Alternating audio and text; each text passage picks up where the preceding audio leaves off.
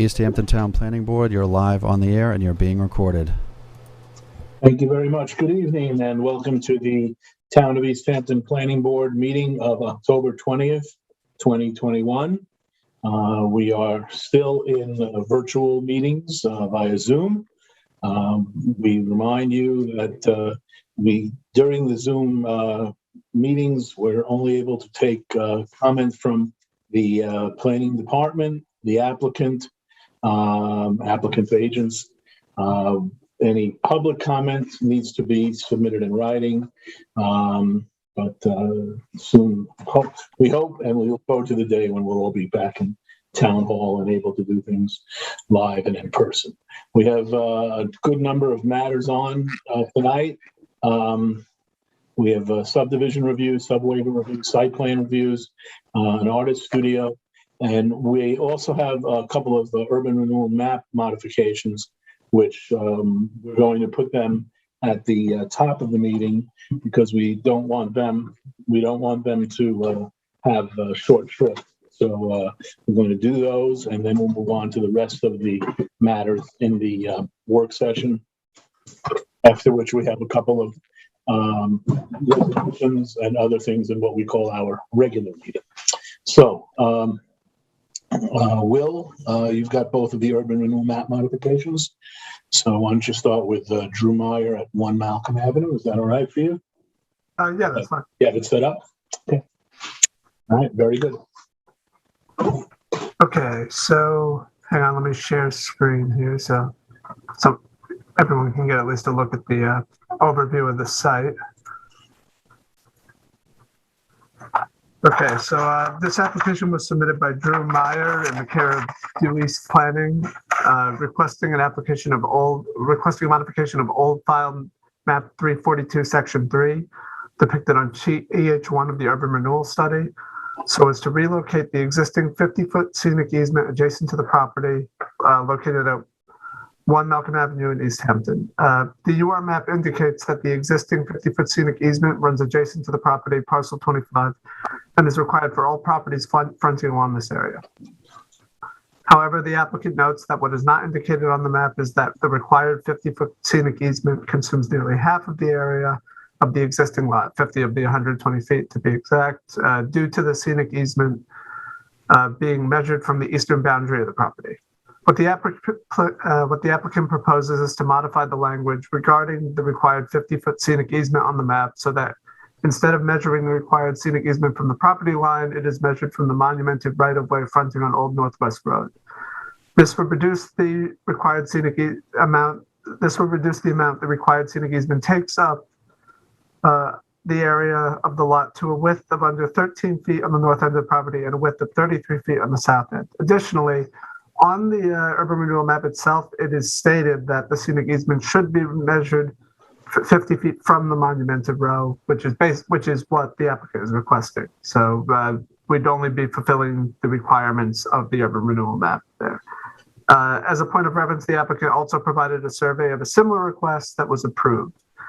Also along the Old Northwest Road, where the required scenic easement would have taken up to half the width of the property, and it was approved that the required scenic easement be measured from the monumented right-of-way line. The property was indeed improved for an old file map modification in 1988 that included stating required scenic easement would be measured from the monumented row along Old Northwest Road. In conclusion, given that this sort of modification has been approved before, and also that it is actually specified on the urban renewal map that the scenic easement should be measured from the monumented right-of-way and not from the property line, the planning department recommends that the proposed modification move forward. And was the applicant made aware of the application being on for tonight? Yes. Okay, very good. All right. Do any members of the planning board have any questions for Sam? I think the applicant is here. Is it? Oh, is the applicant? I apologize. Is the applicant with us? I was told that they would be listening in on Zoom, and if they had anything they wanted to say, if the board had any questions, they would call in to answer. Are they in the waiting room right now? What is the applicant's name, Thomas? Well, it's Dewey's Planning. Could be Shannon McCaffrey. Yes. Okay. Is Ms. McCaffrey in the waiting room? I don't see. I see someone named Mark in the waiting room. I was about to let in for something else, but I don't see Shannon in the list of names, and there's no one on the phone. Okay. But anyone is welcome to unmute themselves and comment to you, Chairman, just to let you know they have the capacity to unmute themselves and answer a question if you ask. Okay, well, if the applicant on this does wish to be heard, we'll certainly would give them that opportunity. And if not, do any of the board members have any questions for Will with respect to this this map modification? Sam, is there any way to show us the before and after, or can Will just? I don't know if he can show us. Actually, I think on the report that we have on the first page, I think that it appears there. It looks like there's a red line and a blue line. And sorry, I didn't do my homework on this one. You'll have to stay afterwards. But it's not possible to show that. Excuse me, Chair, if I can interrupt. Shannon McCaffrey is joining now. Okay, very well. Welcome, Ms. McCaffrey. You there? Just 1 second, Chair. She's joining. Cool. I'll prompt her to start talking in just a second when possible. Okay. Fine. Have that picture? I have it in the Word. Hello, board. How are you? Hi, welcome to the meeting, Ms. McCaffrey. We just heard from the planning department on this map modification, and wanted to give you the opportunity to speak on it if you'd like. And there was also a request that if you're able to bring up the other picture, I think it's the one on the first page of the report. Yeah, I'm going to pull it up right now. Very good. So, Ms. McCaffrey, if you wish to say anything, here's your shot. Well, so we think it's a pretty reasonable request since it also, the same request was granted back in '88 for 2 Villa Avenue. Basically, our applicant is still very much wants scenic easement and wants this area preserved. It's a small lot, and so this allows for a little bit more. They'll be able to do a little bit more with the property than having the 50-foot scenic easement. It's still a very sizable scenic easement that'll take up about 25% of the lot area. And so he thinks it's a very reasonable request. Okay, thank you very much. Any other board members have any questions about this? If not, then I'll ask, does the board recommend that the applicant be allowed to proceed with the modification, changing the language of the 50-foot scenic easement requirement in order to measure the beginning of said required easement from the right-of-way line rather than the easternmost edge of the property? Are we all in agreement as to that? Yes. Board? Yeah. Yes. All around? Very well. Okay. Then we've got Thank that. you. Thank you. Okay, we have another lot line modification. Hope I don't mangle somebody's name. I apologize if I have. Savas I. Vasiliadis, urban renewal modification. And this is at 17 Hawthorne Street in East Hampton. And again, Will, please take us through this one. Okay, I'm going to share screen. Actually, before we do that, is the applicant's been made aware of this application? Yes. And is the applicant in the waiting room, or do you see their name up on the screen anywhere? I see a Michael. That could be Michael Ford. John. Oh, wait, John Tarbit's here. Okay, yeah. Mr. Tarbit, you are on this application? Can't hear you. Just 1 second, Chair. I'll see if we can prompt him. Mr. Tarbit, are you there? His mic. There you are. Welcome, John. All right, yes, so John Tarbit's here for the applicant. All right, very good. All right, we'll give you an opportunity to be heard on this after Will from the planning department. Go ahead, Will. Okay, sharing screen now. Okay, so this application was submitted by Savas I. Vasiliadis and Michael Forster, their attorney, John Tarbit, requesting a modification of old file map 455 depicted on sheet SP12 of the urban renewal study so as to purchase and combine the existing lots owned by the applicant, lots 36 to 40, located at 17 Hawthorne Street, which is this right here. With the lots they propose to be purchased from the town, lots 41 and 42, which are these right here, located at 17 Broadway Avenue. The UR map indicates that both properties are listed on the same parcel number 164. The applicant notes that lots 41 and 42 are denoted on the map as substandard lots intended to eventually be combined, as well as that the lots were the subject of a sale by Suffolk County in the early 1990s. Based on this, the applicant requests that they be allowed to purchase the substandard lots 41 and 42 so they may be combined as originally intended with lots 36 to 40. Additionally, on March 26, 2020, a letter was sent to the applicant declaring that the property was not buildable until those adjacent lots were acquired. The applicant has outlined the survey of what the combined sites would look like, along with providing all building setbacks and clearing and total lot coverage requirements and calculations. However, the town cannot sell the required lots back to the applicant as they were bought by a neighborhood open space fund, and that required bonding. And due to the wording of the bonding, they can't sell the land back to the applicant, and this was verified by the Director of Land Acquisition. So it's recommended by the Planning Department that the town simply breaks off those two lots as their own separate lot and allows the applicant to proceed with their existing lots as buildable. And so, as stated, because they cannot sell those lots back because of the prior bonds, the Planning Department recommends that the town simply breaks off those lots and allows the applicant to proceed with their existing property. Very good. Thank you very much, Will. Mr. Tarbert, would you like to speak on the application? So this is something I'm very happy. We can't hear you. Can't hear you clearly.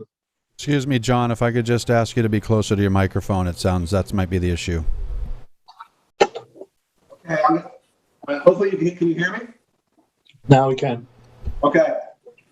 So I'm aware of this scenario happening a couple times within the urban renewal map, and it appears to be basically a rogue town board, not the current one. The CPF fund should never have been used to purchase slivers in the urban renewal map because, of course, it then makes the adjacent piece that was meant to be combined with it unbuildable. And so what this is an attempt to rectify what the previous town board had done well over a decade ago, probably almost 20 years ago. And the simplest way, after meeting with the town attorney and the planning department and members of the town board, was for the urban renewal map to be modified so that the piece that the town did not buy could be built upon. So that is what we did. We submitted the request, and that's where we are. Very good. Do any of the members of the board have any questions regarding this application? Is there any possibility, would the applicant consider selling their lot to the town or to the CPF fund as opposed to trying to make it a buildable lot?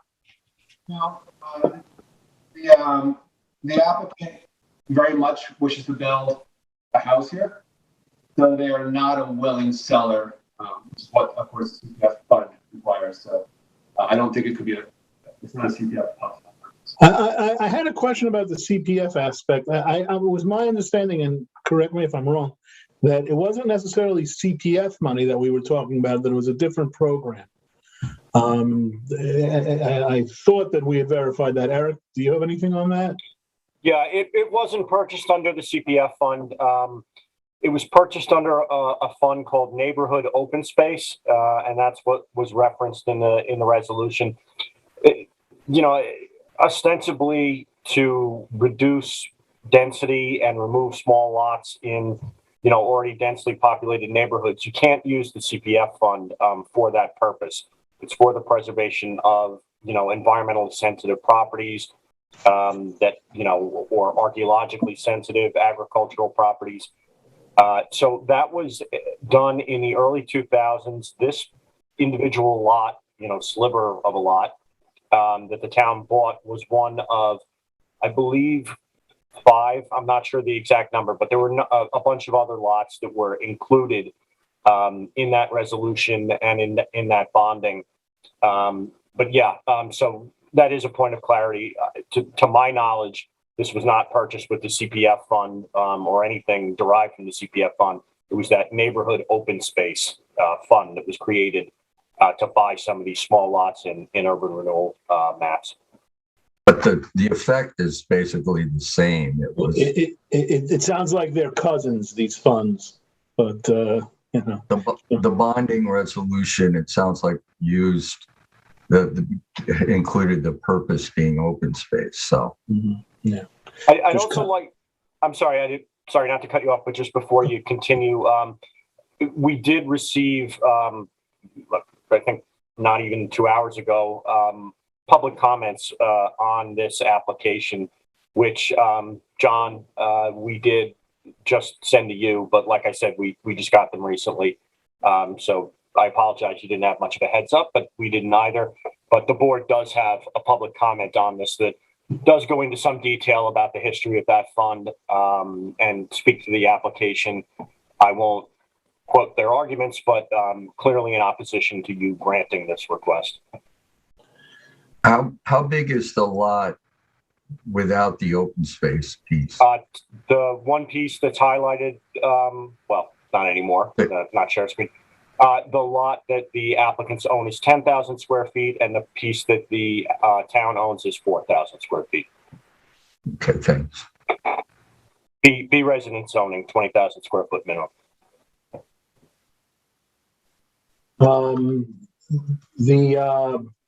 The application, is there, do we have any, can you briefly, Eric, summarize the objection to the application? Is that possible? Yeah, I mean, I don't want to misquote anyone. I think that you should probably read it. I think I could, but I don't want to mischaracterize what somebody from the public said. Okay, well, but it's about, we are talking about the Urban Renewal Fund. I have the name of it wrong. I'm sorry. That's not but that wasn't the issue, correct? Not specifically. I mean, I guess I think I'm not mischaracterizing it by saying, you know, the argument put forth was that this would create a new lot. It would make the urban renewal parcel smaller by removing 4,000 square feet, and spoke a little bit to what the member of the public believed was the intention of that fund when the town did purchase this property. They also called into question procedural aspects of this, specifically whether or not this would require a subdivision and a lot area variance from the Zoning Board of Appeals. But, you know, I don't want to, yeah. Right, but this only came in, what, this afternoon? Yeah, a little after 4 o'clock. All right, well, okay. All right, does anybody on the board have any other questions regarding this application? In that case, do we recommend that the applicant be allowed to proceed with lots 36 to 40 as its own separate and buildable lot without having to acquire lots 41 and 42? I'm not sure we can say that it's buildable. The health departments can figure that out with the well and septic system. But we could say it as a, you know, modify the urban renewal map. Okay, well, Thomas, do we can change the question? Yeah, I mean, yeah, the question is, does the planning board support the modification to the urban renewal map is that's a relevant question. That's basically all we need to do. So do we support the modification? Yes. Ed, Lou, Ian, Randy? Okay, very well. Okay, we have our imprimatur of approval. Yeah, thank you very much. Mr. Corbett, do you have anything else on with us tonight? No, I can't tell what he said. I have Gone Fishing Marina on. Okay, well, see you in a while. All right, first is Wren's Nursery final, number 2 final. Eric, you're on that. Kathy Cunningham's not with us tonight. I'll be picking up her the applications that she would be covering. And who's the applicant's representative on this? Alice Cooley? Is Ms. Cooley available? Is she among us? I'm here. Very good. Welcome. Thank you very much. Okay. All right. Eric, go ahead. Sure. Hopefully you can see the subdivision map in front of you. This is a final subdivision. This is basically the wrap-up elements of this subdivision. Again, there was a public hearing held for the preliminary stage. This is really just making sure that the map meets all the filing requirements for the county. So among those are map notations. We discussed the last time we reviewed this, which was in August, that there were a number of map notations that should be removed. The applicants have removed those. As a condition of the preliminary approval, they were required to submit a declaration of covenants and restrictions, an agricultural easement, and a common driveway declaration. Those draft copies of those have been submitted and have been reviewed by council. I believe council has looked those over and found them in acceptable form. Yes, that's correct. Okay, so the only other remaining item was the common driveway profile plan, which hopefully you can see now. Sometimes I need to stop screen sharing, but hopefully you can see it. It appears to meet all the requirements, but we would just recommend that a condition of the approval be that the consulting engineer review the details of it. But that's standard, and that wouldn't hold up the approval. So in conclusion, it looks like they've met all the requirements for filing of the map, and it looks like the application is ready for conditional approval. Very well. And Ms. Cooley, you have anything you'd like to add? No, I really like that conclusion, so I'm going to stick with that. Okay. Very well. And I will join in that conclusion. It looks like the applicants have done everything that needs to be done. There were a number of notations on the map that needed to be cleared up. That was done. And so I think this is ready for conditional final approval. Do any members of the board have anything they wish to add on this? Seeing none, I'll put it to the board. Is the application ready for conditional final approval? Yes. Yes, all around. There you have it. All right, thank you. Thank you very much. Okay, next is sub-waiver review for Donald Robertson. Marco, you've got this one, and I'm sorry, who had this? Who was the applicant? Tara, I believe. Yeah, that's what I thought also. Yeah, I don't see her name up on the screen. Oh, there it is. Not just a name, but a picture. Okay. All right, Marco, go ahead.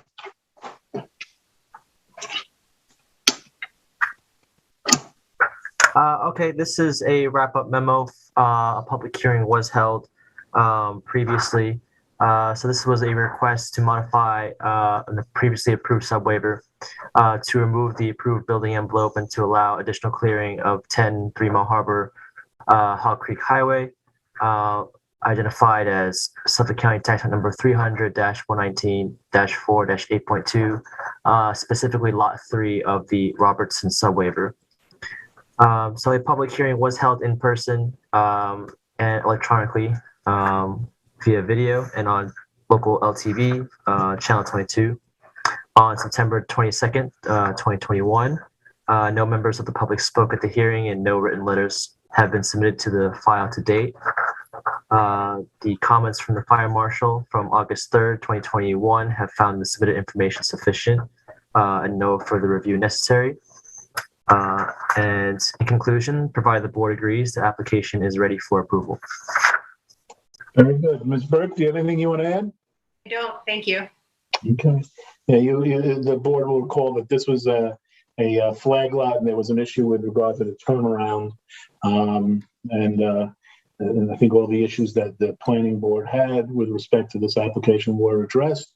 And we did require a public hearing on it.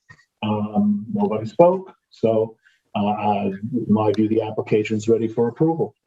Do any of the board members have any questions for the applicant or for the planning department on this? How did the issue of the fire emergency turnaround get resolved? You can see it there. Marco? I apologize. I apologize. I had to go through the prior meeting, but if I remember correctly, it had to do with the scope of the changes involved with the modification. Sorry, I don't remember most of the details. I think we decided that the placement of it was appropriate, even though I think it was not at the lot that we might ordinarily expect. I think that's how it shook out. So we're not modifying the condition about the turnaround.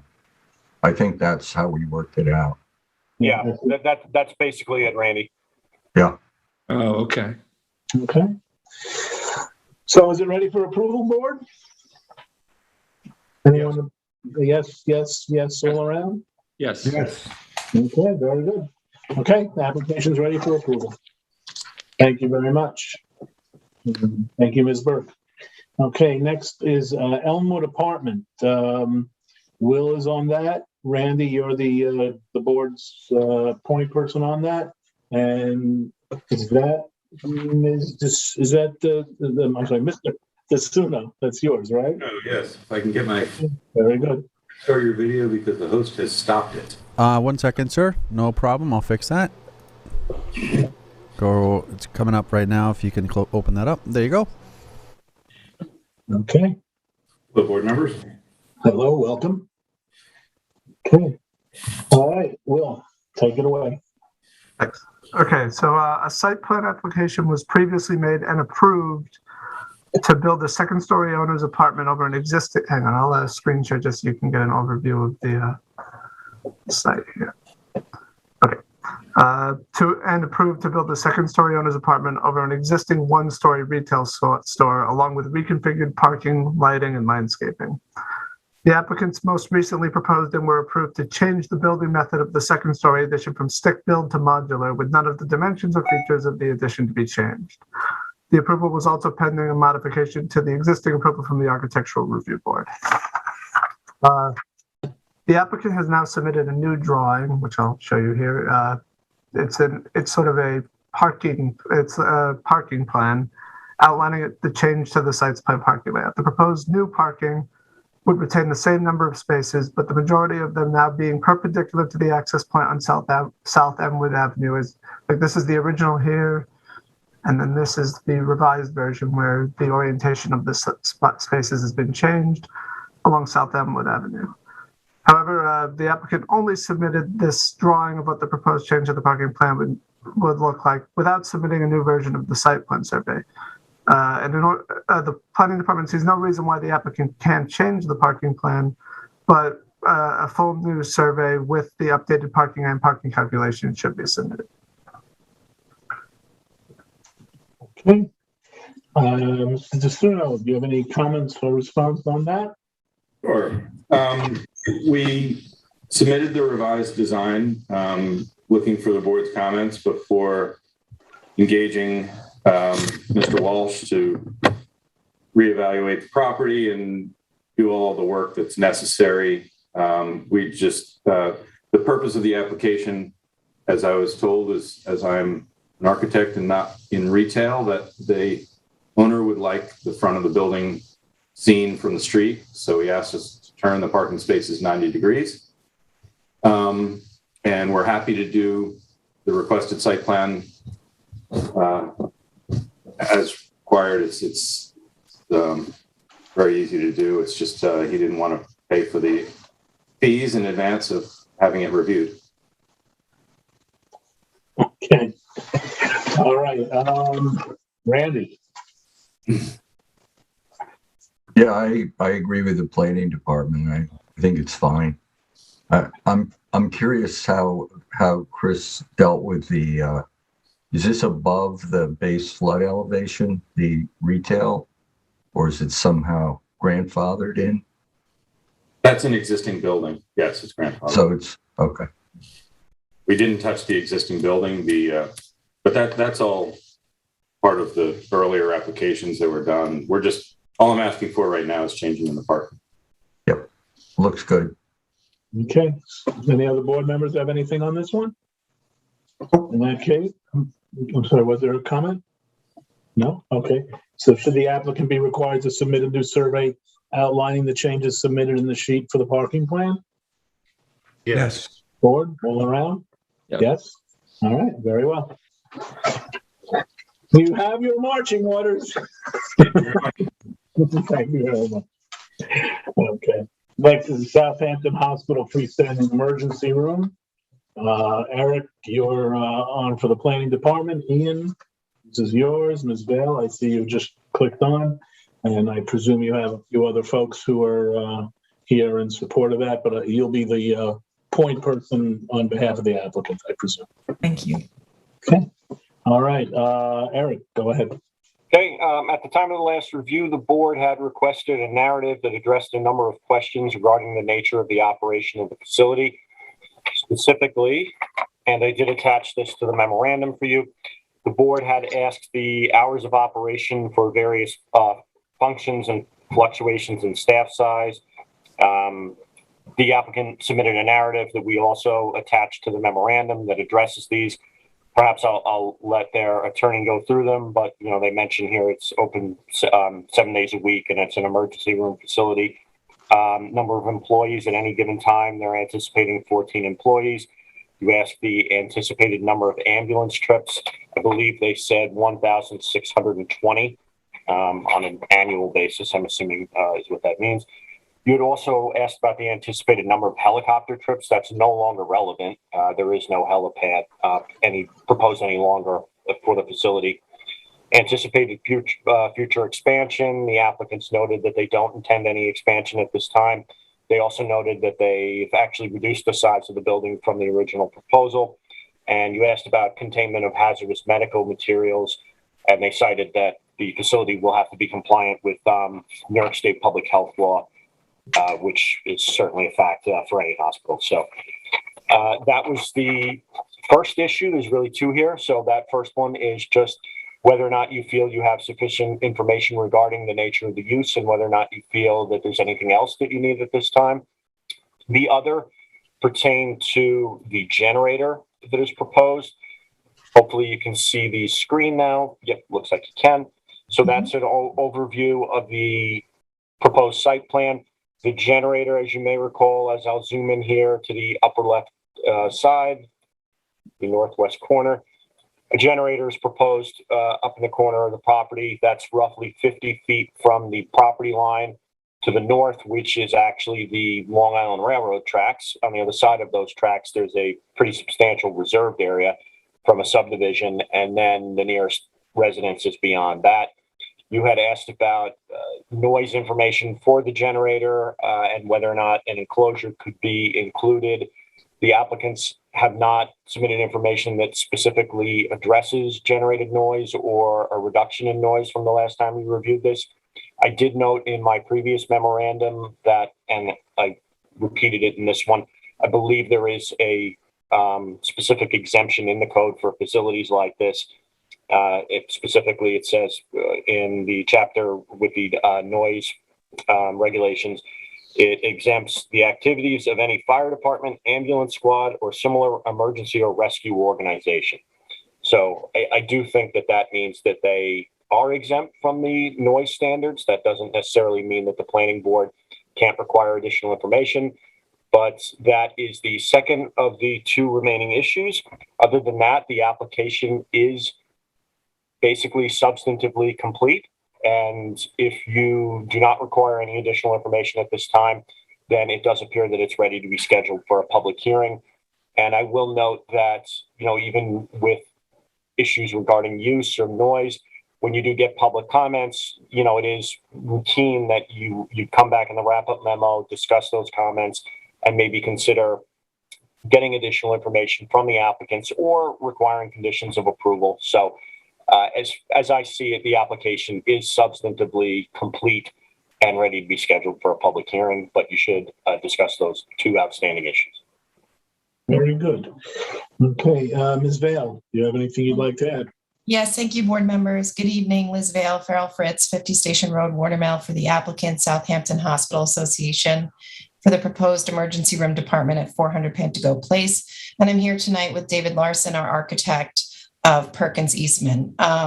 As we presented at the last meeting, we amended our application to reduce the proposed building to 21,962 square feet, reducing the proposed lot coverage from 53% to 50%. We eliminated the helistop from the plan, and we reduced the parking based on the reduced square footage of the building. We have submitted fully engineered plans, a traffic study, an updated traffic study, an archaeological study for the board's consideration.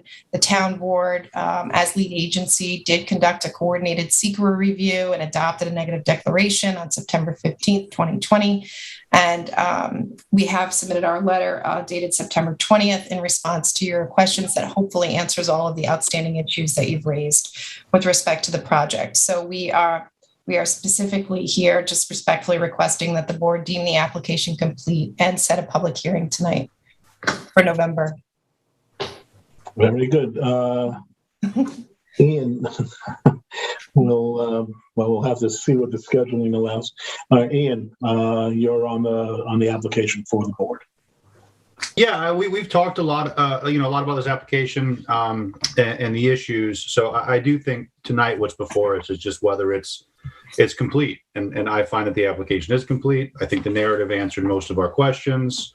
I guess I would ask Thomas one thing. Do you agree that the generator is exempt from the? Yeah. So Yes. I think that was, and then that's that. Oh, sorry. What's that? Sorry, I just breaking up there. Yeah, yes, I do. Okay. I mean, honestly, I think that is sort of obvious, or it certainly is. It makes sense. So that was the outstanding issue. I just want to say, just because the application is complete, I don't think that means it's going to be approved. I think obviously there's been some controversy here. I look forward to hearing from the public and scheduling a public hearing. Very good. Do any other members of the board have anything they'd like to add? I have a point a question that I have, and this may be a moot point because the applicant did answer that. I thought they did a very good job in their letter answering all of our questions, and I commend them for that. But, and this doesn't really apply to the current application because they did answer the questions as asked. However, I'm curious, and maybe Thomas could chime in on this. The applicant claims that that the planning board's review should pertain exclusively to the zoning use of the land and not to the details of the operation of the business. So my question is, how can we make that analysis regarding the zoning use of the land unless we have all the details of the operation of the business? Is that, and they cite case law to confirm their position. So I was just wondering how, what's your opinion on that, Thomas? Yeah, I mean, it's a difficult line, but basically the planning board's review is supposed to be limited to traffic, parking, structural issues, things like, and not, the classic example is the hours of operation. The planning board, it's not really the planning board's purview to say a business, should be open certain hours or close certain hours. Obviously, some details of the business operation inform, how the board looks at parking and traffic, but it really should be limited as much as possible to, the site plan standards, like, parking, traffic, septic, all that kind of stuff. Do you have a specific detail or thing that you're looking for? I mean, No, it's just the general notion that they raise here that we are solely limited to looking at the zoning use of the land. And my point is, I can't make that decision whether they are complying with the proper zoning use of the land unless I know in detail the operation of their business. I need to be able to ask questions about how they're operating, what kind of business that they have, to make the decision, the determination as to whether or not they're complying with that particular zone use. But isn't it also a special permit use? Special permit that we're issuing here? Correct. Yeah, Semi-public facility. So we have to Yeah. meet the standards of the semi-public facility standards. Correct. Yeah, so, and the general standards. Maybe that's different than the business, like the business operations. I think the distinction is, yes, you do need to know a certain facts about the business operation to inform like the number of employees, to inform the number of employee parking spaces that are needed, right? That's a good example. But as far as courts have settled that, like things like details like the hours of operation are outside of the purview of the planning board. And that's because of the New York State's enabling legislation to planning boards. It is limited. And it mostly has to do with lot area, parking, traffic, like those things that list your site plan elements in the code. But you're right, there is a special exception use permit here that we have to seek as well. And those standards must be met as well. And those standards, they don't relate to the operation of the business though. No, but they're much more broad about community character, et cetera. I think what Lou's suggesting is, they're pretty broad, those general standards. And anyway. I think that what the applicant's getting at, and the thing that Lou's commenting on, is more that the applicant is staking out a general position. And within that position, kind of like that having been said, now these are the details of the operation that I did give you as many details as I could. Pardon me? I did give as many details as I could. So. Yeah, no, I think it is pretty detailed, but it's kind of like it's the thing that Lou's pointing out. I think it's kind of a caveat ahead of all the details. It's like as though the applicant is saying, look, we really don't have to tell you all this, but we're going to tell you all this. And maybe on a different application, on a different day for something else, another applicant might not tell us that. So, but in this particular case, we're getting a lot of things. I think this letter has a lot of information and gives us plenty of ability to make the determinations that we need to make. So, that's how I see it. Ed, did you have something? You look like you're about to say you've got that thoughtful look. Or maybe you have that glasses. I don't know. That's my resting look. I want to thank Liz for putting together such a thorough response. Thank you. It was a very, very well crafted and very thorough memo. Thank you. And I think it's time to hear from the public. Yeah. I think we're ready to go. Okay. So let me run the questions real quick if nobody has anything else. Do we find the narrative sufficient? Board? Yes. Okay. Do we need any, well, I'm going to put it this way. Will any additional information pertaining to the generator, noise, or design be required at this time? Well, I got to tell you, I think they should do what everybody else does with that generator. If there's a power outage or a hurricane, that thing's going to be running all the time. So I don't see why it's not that much money. I don't see why they would make a fight about this. Why don't we just baffle the thing like we usually do? Randy, I've thought about this a lot, and leaving aside the town code, which I do think is conclusive on this point, because I do think this falls within that. Sam, I would say though that the special permit standards allow us to seek mitigation from noise, regardless. Anyway. No, I understand. But even going there, I kind of look at it like this. It's an emergency room. The only time the emergency room is going to need to use its emergency generator is if there's a bigger emergency, like, say, a hurricane. So the idea that an emergency room couldn't operate in emergency conditions using their emergency generator, it kind of defeats the whole purpose of But what they're doing. we're not saying they can't use it. We're saying they have to muffle it. And they also, generally you have to test these things at least once a week. Yeah, well, I think that actually we talked about the frequency of the testing. I didn't think it was going to be once a week, unless I'm mixing this up with another application. I thought it was a monthly test, but again, I can leave it to the applicant to confirm it. But even still, you're talking about the use of a generator, leaving aside the testing aspect. I get that. You're talking about an emergency room in an emergency. And if it means that during the pendency of that emergency, the generator runs and is a little or maybe a lot noisier than you'd like it to be, it's happening during an emergency. Yeah, I don't agree with you, Sam. I get it, Randy. I spent time in upstate during an emergency when an adjacent owner had, and this was a home for retarded children, had an emergency generator running for about a week.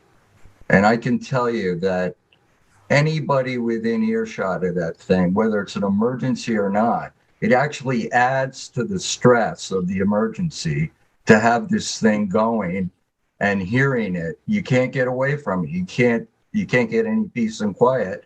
Furthermore, I don't think it's that much money. I don't see why would the hospital not want to be a good neighbor and do this? May it's I? not a big deal. May I comment? Yeah. Mr. Larson, you're the architect on this? Yes, thank you. Please go right ahead. So the sheet AS100, which is the plan that really lays out the zoning precepts and demonstrates that we are meeting zoning, does have a generator plan on it. Until you order the thing, there's only a certain amount that they're going to. It's hard to hear you, sir.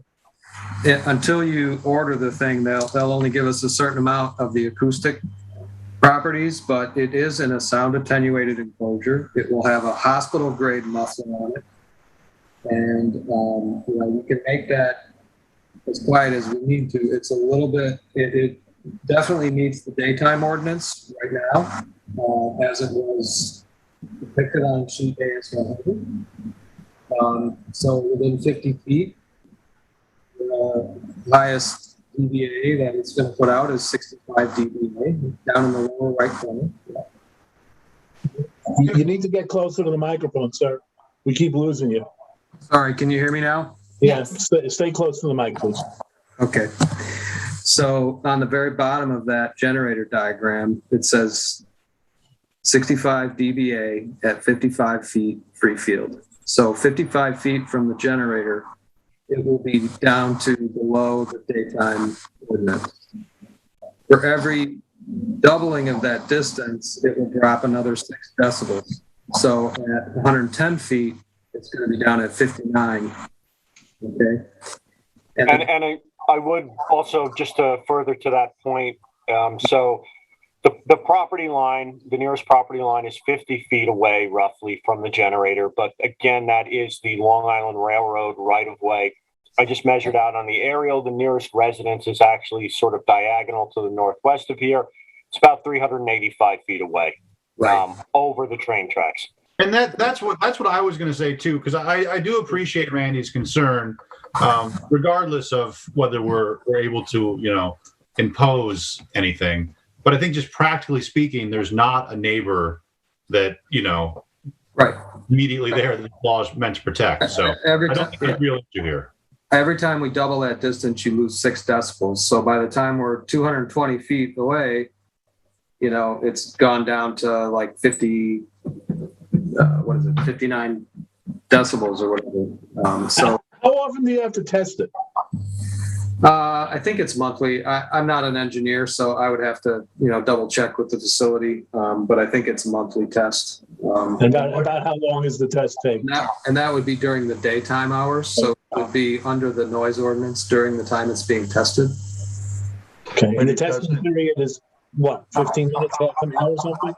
Something like that. I'm not the engineer, so I would have to check with the facility engineer to What about the nighttime standard though? Does it meet the nighttime?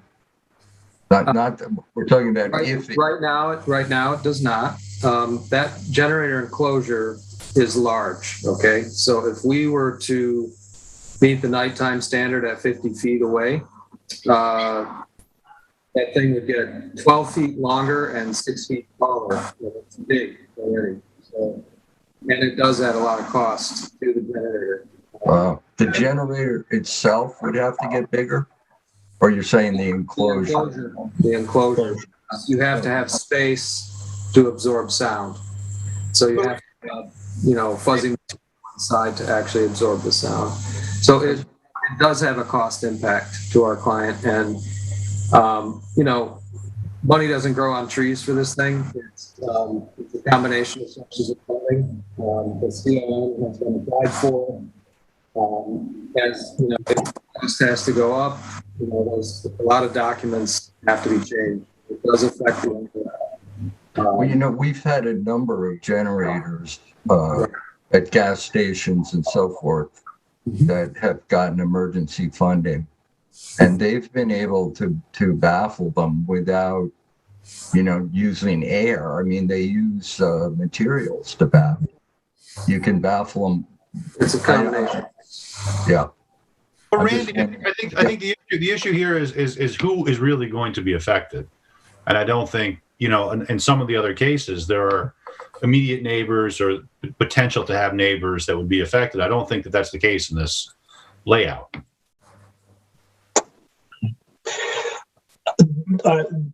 Other than that, I mean, I don't know how much more progress we're going to make on this particular question at this time. Randy, I recognize that you have more questions, but I don't know that you're going to get more answers. I hear you. There was also a public, the Parks Department. What is that municipal building? It's Parks and Police Garage. Okay. Oh, that's empty. Great. The only other point I wanted to raise, the board will decide about this noise, but the water authority is the abutting neighbor, and as far as I know, we haven't had any comments from them. They're going to be noticed for the hearing. You have to notice them, so maybe that'll get some comments out of them. But I think having a public supply well on the next lot, we really should at least have comments from the water authority. No. They were also noticed for the public hearing at the town board level as well. And no comment. I'll check. I really don't recall, but I can check. I can check that record. Thank you. Thank you, Randy. If there's no, I'm sorry, was somebody speaking? I didn't want to cut anyone off. All right. So if there's nothing else, do we agree that the application is complete and ready to be scheduled for a public hearing? Board? It's ready. Lou? Ready. Randy? I'll abstain. How did I know? Okay. And you said yes already. So, and I say yes. So, okay. Very well. We'll schedule it for a public hearing. Well, I guess we'll bring up a resolution, which will schedule it for a public hearing. Thank you. Thank you very much. Good night. Good night. And so LTV, we're probably going to lose a couple of people on the waiting room, right? Okay. All right. The next matter we have on is the Gone Fishing Outdoor Dining. And Ian, that's going to be you one more time. And Will, that's going to be you. And the applicant is on that one. I apologize for not keeping track. Is that you, Mr. Tarbett, on that one? Yes, it's John. That's yours? Okay. In that case, Will, lead us through Gone Fishing. Thanks. Okay, I'll share screen again. Okay. So an application was originally made for the addition of 34 outdoor dining seats at the Gone Fishing Marina on East Lake Drive in Montauk.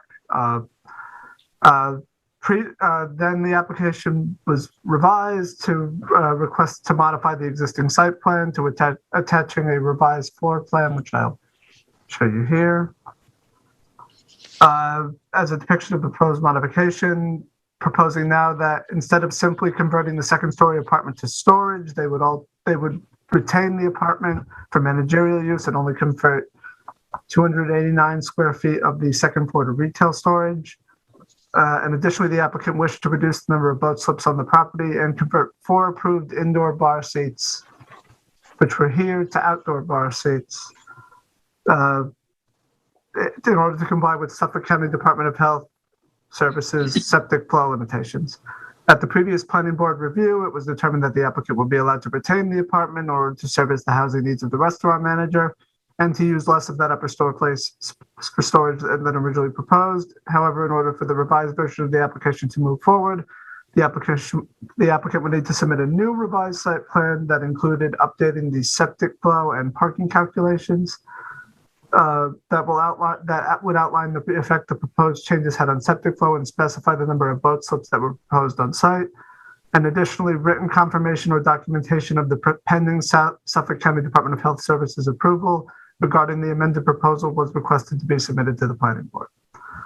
The floor plan that was submitted with the proposed modification was similar to an earlier seating plan. The 4 indoor bars were removed from the floor plan. And it is true that converting those indoor bar seats to outdoor seating would decrease the septic flow of the property. And the applicant has now submitted a revised site plan that was dated September 12th that addressed the requests pertaining to the septic flow and parking calculations, and along with a more in-depth view of the septic flow calculations and details. The previous site plans also,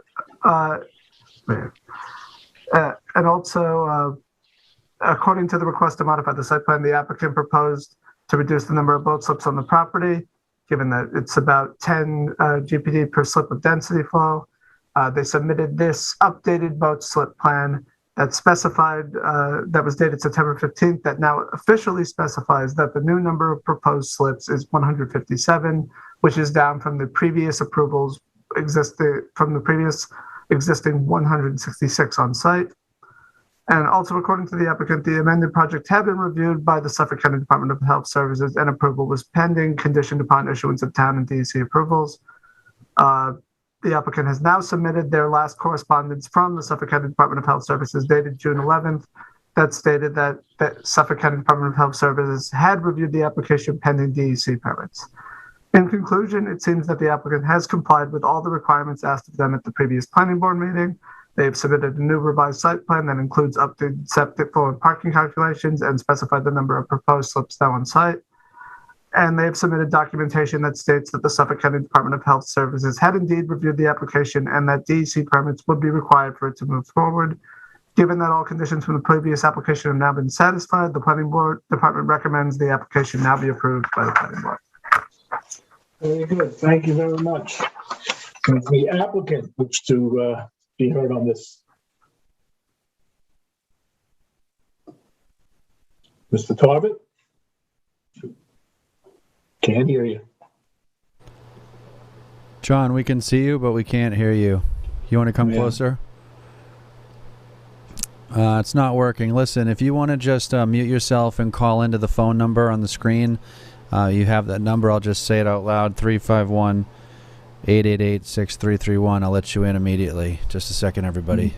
Let's let Mr. Tarbett click in so that we can follow our usual protocol here.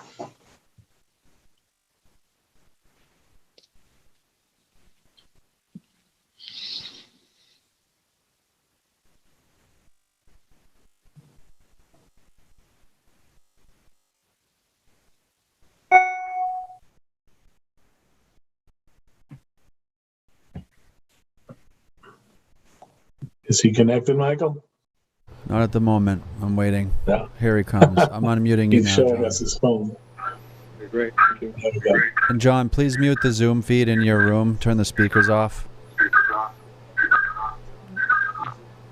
Turn down the speakers of your Zoom. You can only communicate through your telephone now, audibly. So you can listen to everybody through your phone. Thank you. Go ahead, Chair. Thank you very much, Mr. Tarbett. Go right ahead. All right, great. Sorry about that. My computer has always worked, so I don't know why it decided to not work right now. The one thing I wanted to bring up was something we had submitted in a letter. In our last submission to the board, we had submitted this as a request. And what it is if, Will, are you able to pull up the overhead aerial? Will, can you do that? Yeah, right now.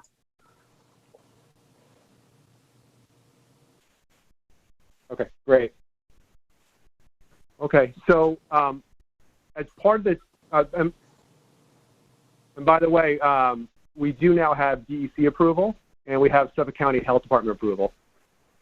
And we're just waiting on planning board approval and maybe zoning board. We submitted to the zoning board. It's never been clear which natural resource permit was needed from the zoning board, but we submitted to them because that's what the 2018 approval said we should do. So we are, in order to complete this process, we are waiting for zoning board approval as well, which would be, I'm guessing that it's the septic system that is requiring the natural resource special permit. But we are, once the planning board approves this and the zoning board approves the natural resource special permit for the septic system, we will be able to install that low nitrogen septic system. The only thing that I had submitted in my last letter to the board was that in 2018, the then owner of the property thought that they were over allowable coverage on the property. So to rectify that, they proposed revegetating an area in the bottom corner where the solo dock is. So in this picture, if you can see the single dock, the then owner of the property had proposed revegetating an area around there, which if it wasn't so needed, it would almost be comical, because to revegetate that area, you wouldn't be able to reach that dock.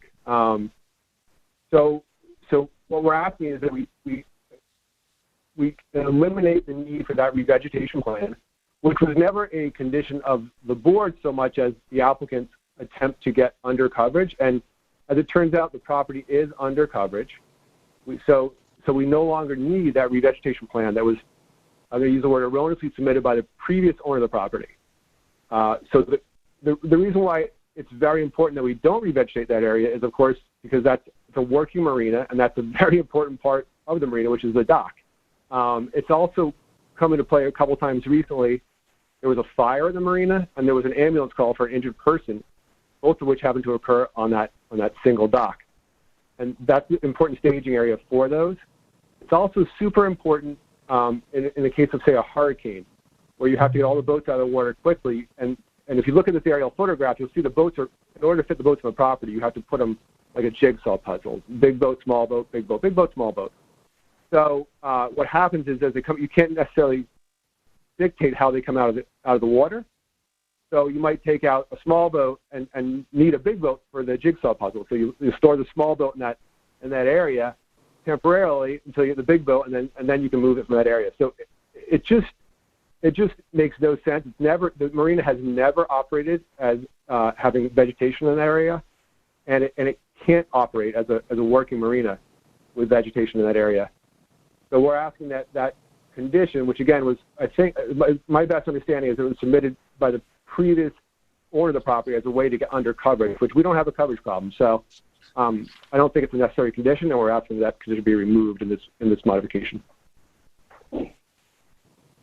Okay, very good. I guess this is Ian. This is yours. Yeah, well, I was going to say that this, it seems like they've done everything that they need to have this be approved. I think that last change is something I would want to hear from our planners on, though.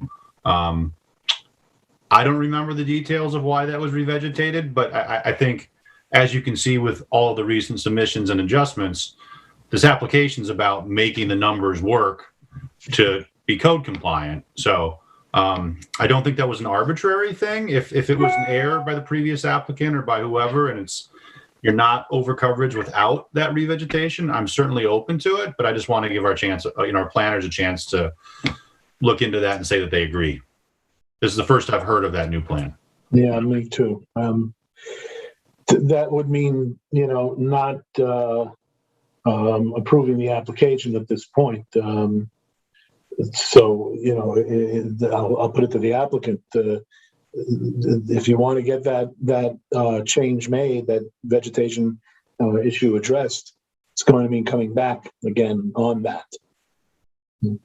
So yeah, I think so just to be clear, and I understand that. I'm not trying to push the board, but we did submit this request in our last letter to the board. September 15th. I think it's September 15th. I don't know if Will had a chance to look at it or not. I understand. I completely get your position on that. But at the same time, the marina has never operated with that area as vegetation. So I think I have to wait and have the planning department review it if I haven't had a chance to yet, because again, it just doesn't make it. It's almost laughable how illogical it would be to vegetate that area. Yeah, I mean, based on what you said, it sounds like something that you're making what sounds like a good argument, but we would want. Ian's right. We should have the planning department vet the request, or at least more thoroughly vet the request. Well, I would just add, however that shakes out, if your numbers work and you don't need that area to meet coverage, I'm certainly open to it. So if everything you're saying is true, then I don't think this is an issue. I just think we have to be careful to make sure that, we're doing our due diligence. Yeah. Does anybody else? Of course, if I was over coverage, I would never be able to get a CO or a building. So we understand and yep. So we get it. Okay. Let me see if any of the other board members have anything on this. Otherwise, we can wrap on this and then come back once you sit down with the planning department. I have a question. Go ahead. Yeah, this is more for my edification. I'm not challenging anything that the applicant has done, but it has to do with the boat slips. I asked this question last time, but please indulge me because I still don't get it. And this is probably due to my ignorance about marinas and boating, all of which I know very little. So they're reducing their boat slips. At one time, there were 177, and now it's going to be about 157, I think. Is there something concrete that is done to remove the boat slips so that boats can't dock there? I mean, if they were to say in that area that they were reducing it to only 2 boat slips, does that mean that the way it's configured, only 2 boats could possibly physically dock in that marina? What is it that constitutes a boat slip? Well, so to answer your question, we did submit a plan showing the 157 boat slips. And then if you were actually to go onto the marina and onto the docks, you would see that each of those slips has like a post designated for the corresponding slip. I guess it might be a little bit of getting sidetracked for the planning board's purposes, because the whole boat slip issue, and maybe I'm misspeaking, because what I was going to say though was that this is simply an exercise in getting under the Suffolk County's allowable septic flow of the property. So as you can see, over time, they've reduced slips in order to do that. But from the planning board's perspective, I guess it would be up to you whether you valued there being less slips or not. But really, the slip question is a Suffolk County Health Department septic flow issue. So going back to your question, I guess what would happen is if somebody felt the need, they could go out and count the boats. And if there were more than 157 boats there, then they would be in violation of your. So yes, I think I maybe just have gotten to the answer to your question. If you had more than 157 boats there, you would be over your septic flow for the property. You would also be in violation of your site plan approval, which we're asking that you approve at 157 slips. So there'd be 2 violations there. If you had more, so it would come down.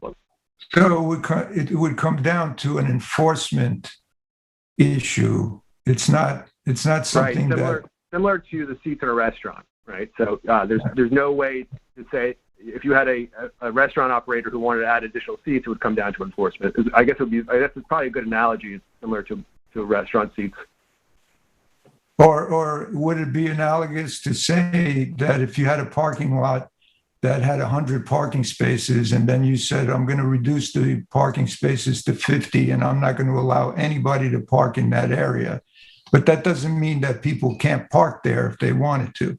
Is it analogous to that? Normally, it's the opposite, where people take. I mean, that depends on your perspective. I don't think so, but I guess that's your perspective, I think. All right. I think the question, John, can I just jump in for a second? I think the question is, are you physically removing anything? Are you physically taking pilings out of the water? Yes. Sounds like he is. It sounds like he has posts in the water that are not going to be there. And pilings as well. Yeah, we actually physically removed pilings as well. Okay.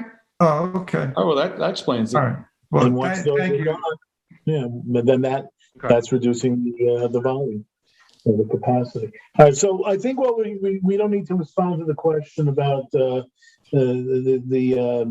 the application should be approved, because you're going to want to address this tiny little vegetation issue, and I guess come back on that. Well, to me, just to be clear. Go ahead. I was just going to ask that, just so I know where we left things, that I think if I understood the board correctly, the question is to the planning department: will we be under coverage or not if we remove the vegetated area? Is that the question? Yeah. I'm looking into it right now. Is there well, let me, just because I don't see it scanned, I want to look at the site plan that you submitted. But yeah, continue your conversation, but I think I might have an answer for you within a couple of minutes. Is it going to be safe to do this on the fly? Oh, he left. Okay, I'll let him come back. But the reason why, so 1998, the then owner of the property came to the board and said, we actually want to make sure we keep this area as not coverage. And the board agreed that as long as they kept it as a gravel area, that it doesn't count as coverage under the town code. And that still holds true today under the current town code. The confusion came in is that if you create parking, or parking does count as coverage.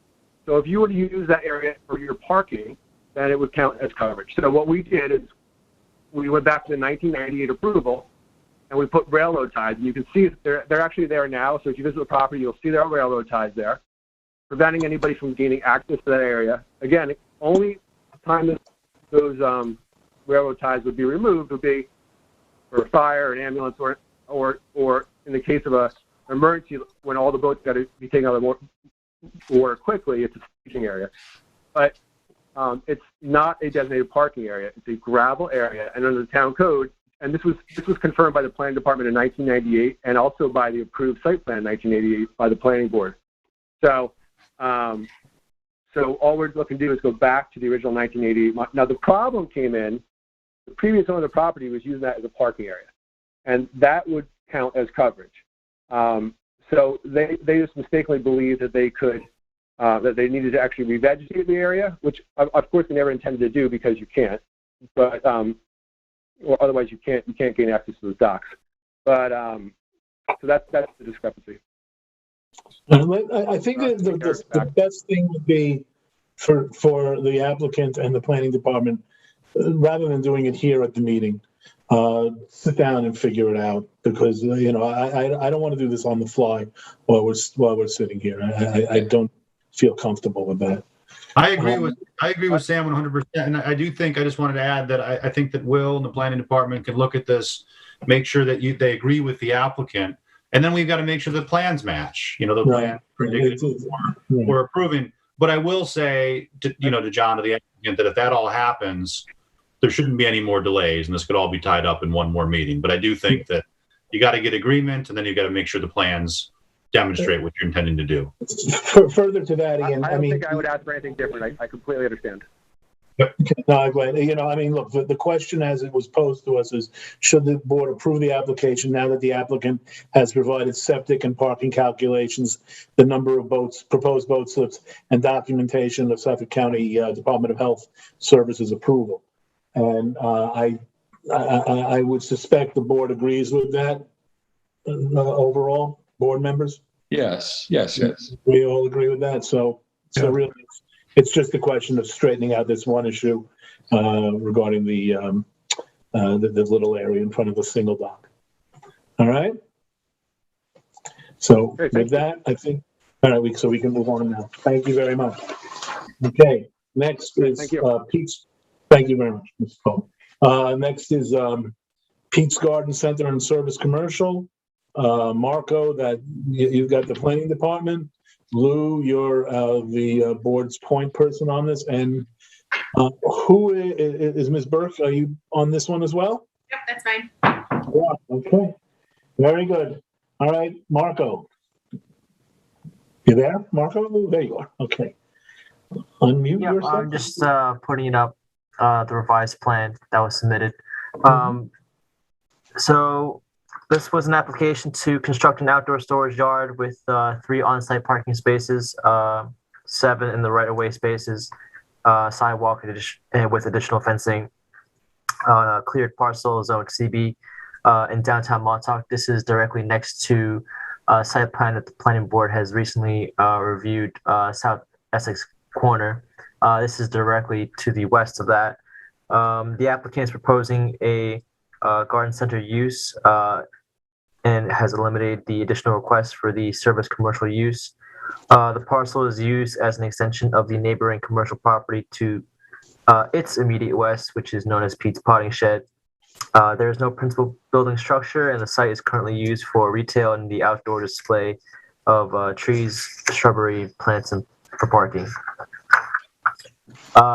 So the applicant proposes an outdoor storage area for materials in the rear of the parcel. The applicant has stated that the materials will include items associated with gardening and landscape design, such as fencing materials, bluestone, and bricks. I have attached the definition of garden center to the memo. Since the use of garden center was adopted after the business was operating, the building records indicate that the CO for the neighboring parcel, which contains the building where the transactions for the garden centers are made, does not specify the building as containing a garden center use. Should the subject application be approved, it's recommended that the site plan approval and other relevant documentation should specify the parcel's garden center connectivity. The applicant has proposed a 2-foot wide road widening easement, which is required for the purposes of proper access for the rear alleyway. The applicant is proposing to eliminate 3 of the 6 parking spaces located in the rear for the use of outdoor storage.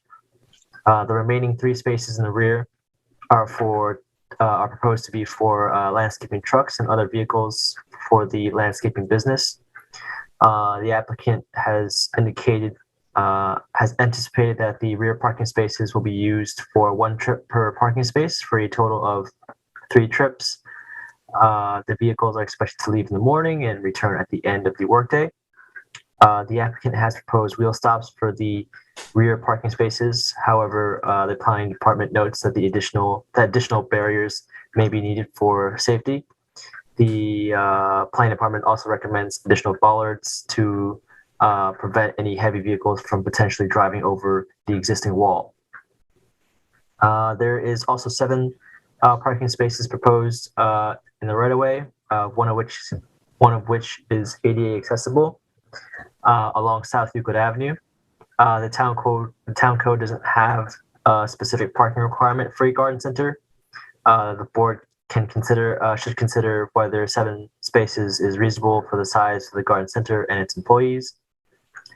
It's noted that the parking has been provided for the indoor use and office associated with the use on the adjoining site. Providing off-site parking in the right-of-way is not permitted without a variance from the ZBA.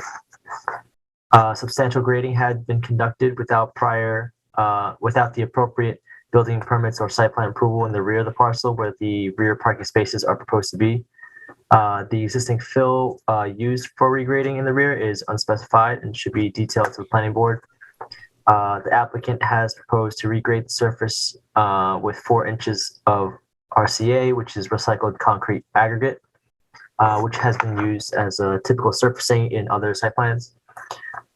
The parking along South Euclid Avenue is to be of asphalt, which is similar with other neighboring parcels.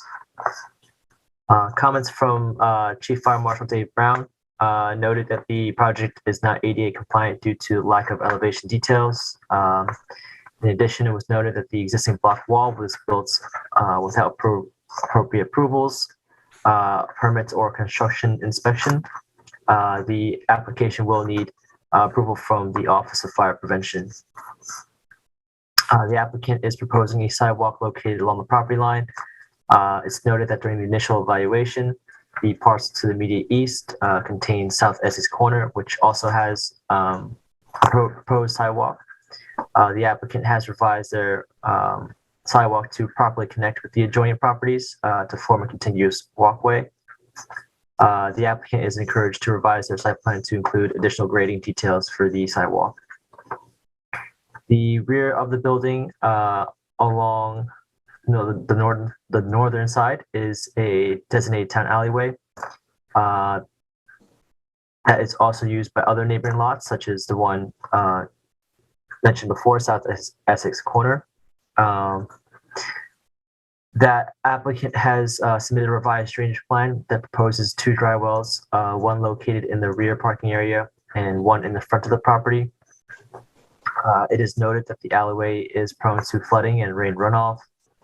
The planning department will refer the revised drainage plans to the town's consulting engineer for additional review. The planning department notes the numbering of the dry wells should be amended. There's no landscaping or lighting plans that have been proposed by the applicant. The planning department would recommend planting street trees or native shrubs in the front of the parking areas to enhance the character of downtown Montauk. In conclusion, the application is incomplete at the time. The planning board should discuss the quantity and configuration of the parking spaces. Very good. Thank you very much, Marco. Very thorough report on this one. Ms. Burke. All right. Good evening, Chairman Kramer and members of the board. I'm Tara Burke here on behalf of Peter Joyce and Pete's Garden Center. Marco, thank you for your review. Appreciate it. I guess I'll just go through. I don't have a whole lot to add. The board has seen this before, and there haven't really been any significant changes from the last submission other than addressing your concerns at that meeting. As Marco said, we did take away the service commercial use and just propose the garden center use as you had suggested, noting that we were allowed to have a couple of work vehicles associated with the garden center. So that's why we have those 3 parking spaces in the back proposed for that, the landscaping portion of the garden center. And as I said in the narrative, we don't anticipate any more than that number of vehicles. We provided some information on what's proposed for the outdoor storage area. The parking area in the rear for the work trucks, we have no problem adding additional bollards. We're happy to do whatever you suggest. So more bollards sounds great. We're happy to go to the zoning board for a variance. We understand we need a variance to put the parking along South Euclid in the road right of way. We just haven't started that process yet because typically we get your blessing first. And then once we know you're in favor of it, we'll submit to the zoning board. And hopefully your memo will accompany to the zoning board saying that you're in favor of that. The rear grading, I can provide information with the next submission on the existing grading. That's fine. I did speak with Dave Brown from the fire marshal's office, the fire chief, the chief fire marshal rather. And we have no problem providing more information on the ADA aspects of the parking spaces. We just wanted the overall layout looked at before we dove any deeper. He's fine with it, overall, but of course we'll provide those details. And he has no issues with the wall per se either. He just notes that we need approvals for it, and we understand that. That's why we're here. And grading details for the sidewalk, no problem. The drainage and town alleyway, the design is actually based on recommendations from the town's consulting engineer. I was hoping he would have looked at it before this meeting so we could have some clear direction on whether or not it works, but it sounds like it hasn't yet been forwarded. So hopefully that is happening in the very near future. But like I said, it was based on his recommendations. We're happy to renumber them. And if he has any changes he needs, we're happy to do those as well. I would just love to get that information sooner than later so we could work on that resubmission element. The lighting and landscaping, I thought we had touched on this at the last meeting back in, I think it was in March. And we're not proposing any outdoor lighting. It's a daytime use. It's a retail, garden center area.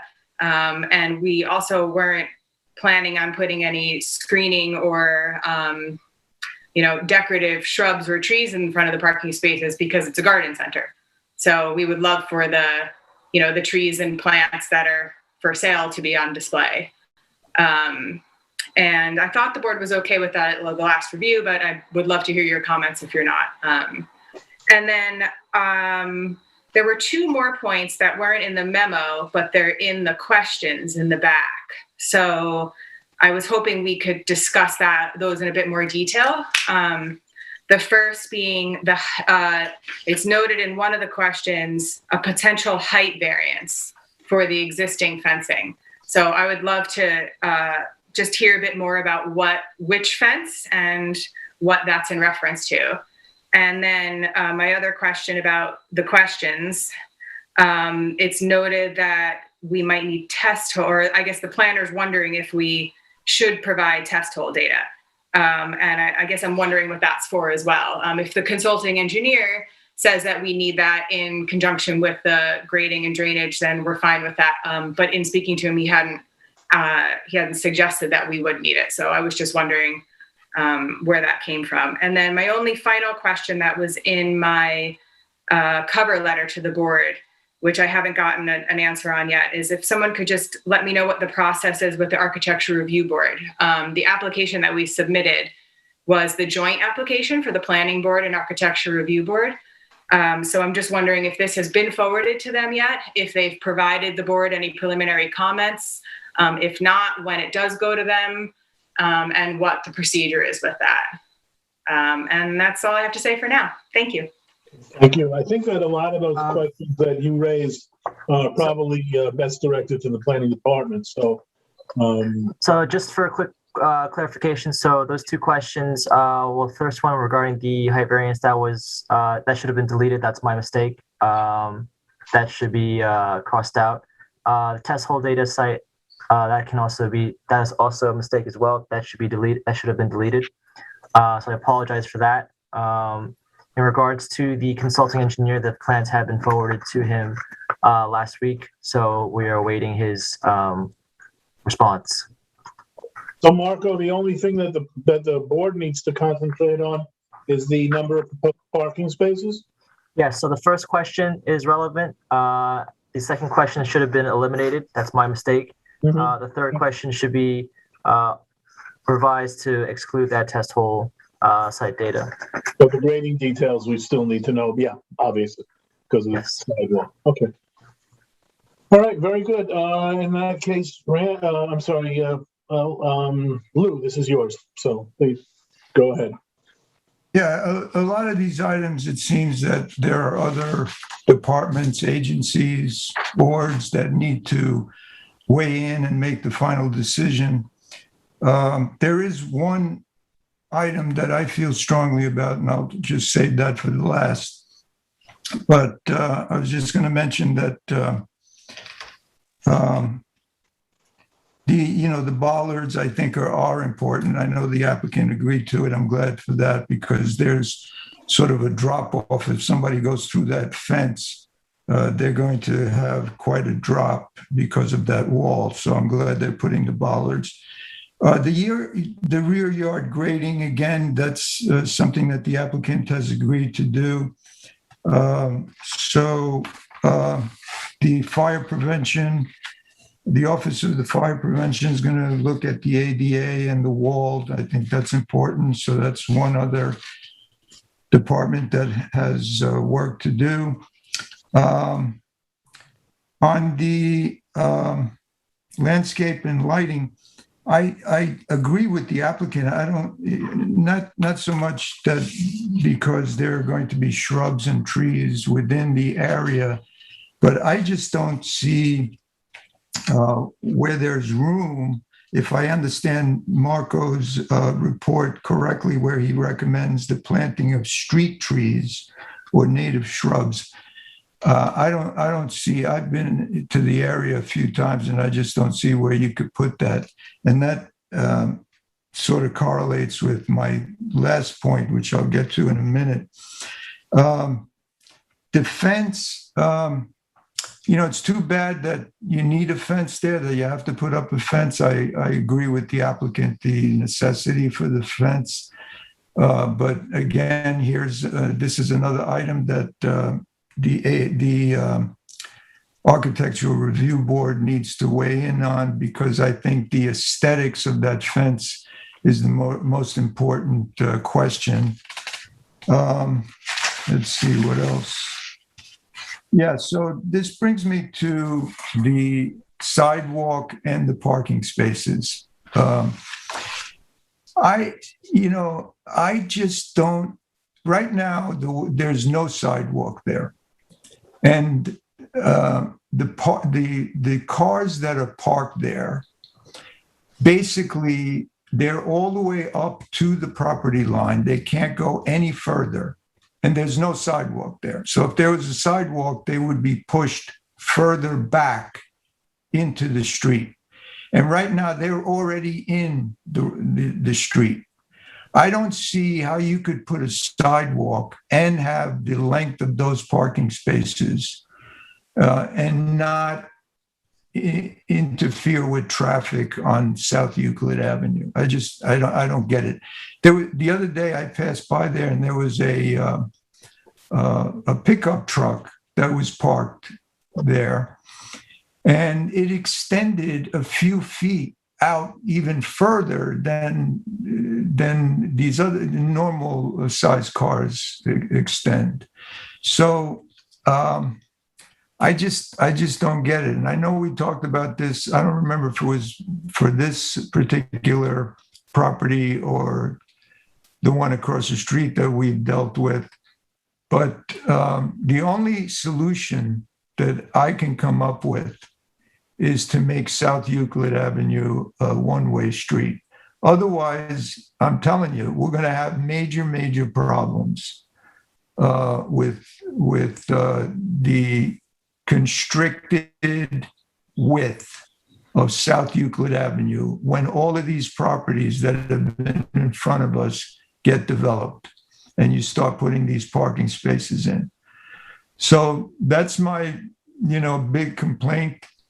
And it's a problem. I'm not sure how to solve it, but I want everybody on the board to be aware of it. If you haven't been to the area, please go look. But I beseech you to take this matter seriously and look into it further. I'm very glad for that comment, Lou, because this is, this isn't quite Spring Fireplace Road, but it certainly is getting quite a bit of development, and it's something that the board should be looking at carefully. So, Sam, I know the parking has to be approved by the zoning board. Mm-hmm. I would recommend that we submit our comments about that and, and my feelings as I've described them, if everybody agrees. Yeah, let's see what the other members think. Ed, Lou, Ian, Ed, Randy? Anything? Ian here, I think that it's I think this is the same issue on both sides of the street with parking in the right of way. but I think it's the established pattern. And we're talking about the same thing on a neighboring property here. So I would want to see the numbers. I agree that it's tight. I was against pushing them more into the road, which I think our consultant engineer suggested on a different application that's in a similar area. But I'm not sure, Lou, if it's true that there is not room at all there, because I think that would contradict what we've been approving.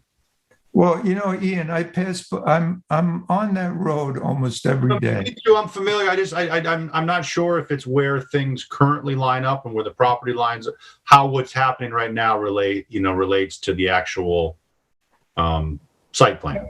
No, I mean, yeah, obviously we need to get a professional's analysis with numbers and the width on each side of the road and so forth. I'm not saying you just go by my word, but I'm telling you, it's really, really tight. And I just don't see how it could work.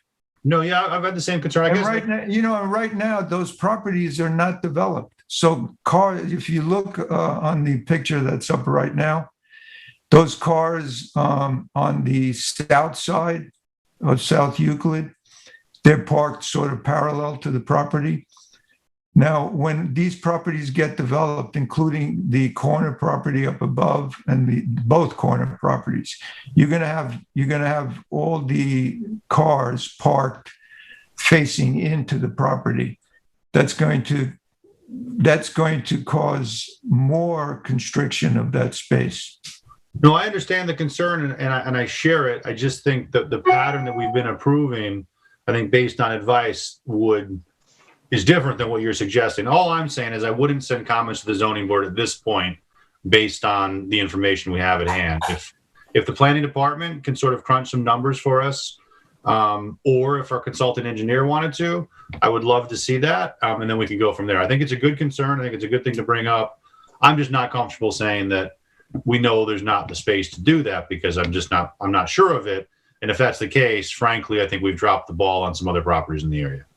I think that this may be a situation that we would benefit greatly from the consulting engineer's input.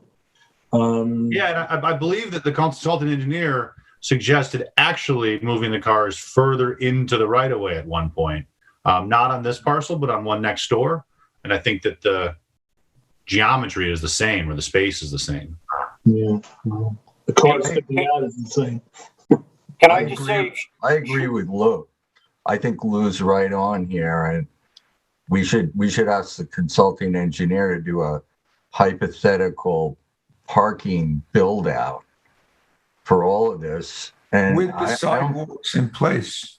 It's already been done numerous times, including the 1987 downtown Montauk study, which has a cross section of parking, hypothetical head-in parking in these right-of-ways. Well, for each of the different varying width right-of-ways, both with sidewalks in the right-of-way and on the property.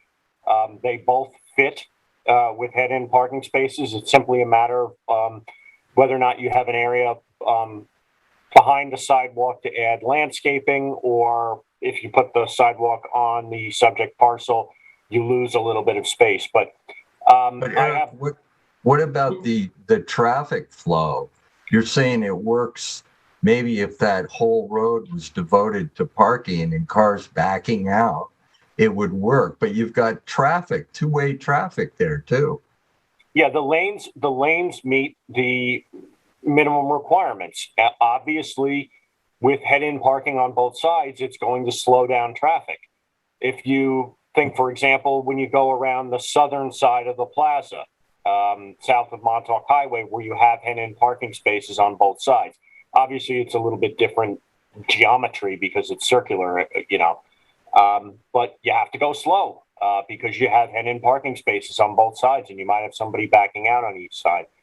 So, I mean, it's certainly something that you can talk about if you don't like the fact that that's going to slow down traffic in that area. But just to answer that original question, the numbers do work. And it doesn't matter whether or not the sidewalk is within the right-of-way or on the subject property. on both sides of the road or one side of the road, obviously, the numbers do work. There is room there. But yes, obviously, if you have people backing out on both sides, the traffic between South Essex Street and Edison Street, which is where the post office is going to have to go slow because it's pretty tight in there. Well, so in the summer, that could be a real mess. And the town has bought a vacant lot already down there and turned it into a parking lot. And by the way, put parking head in the right place, just so you know. What's that? Say that again. I said, and by the way, put parking head in the right of way.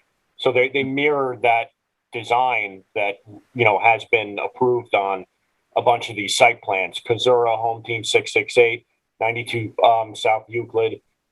So, that is the established layout of this block.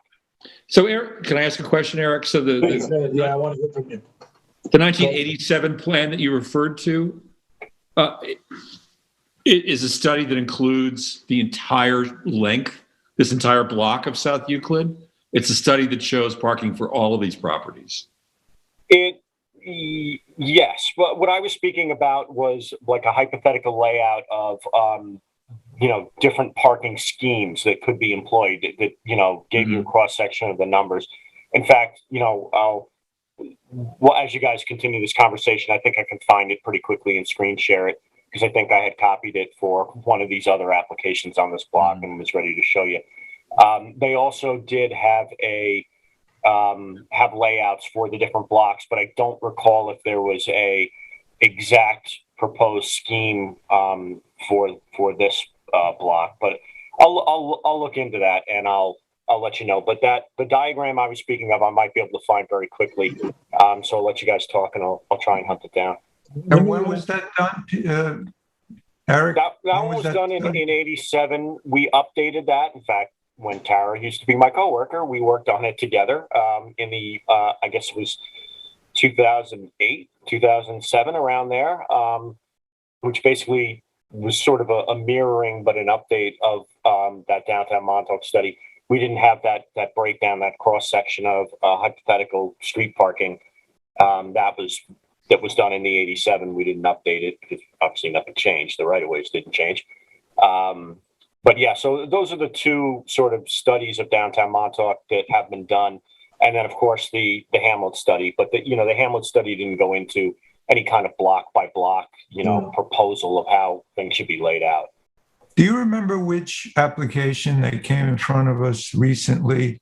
I don't remember, but there was an engineer's report that did measure the distance between the south side and the north side of Euclid. I think it was South Essex corner next door. Yeah.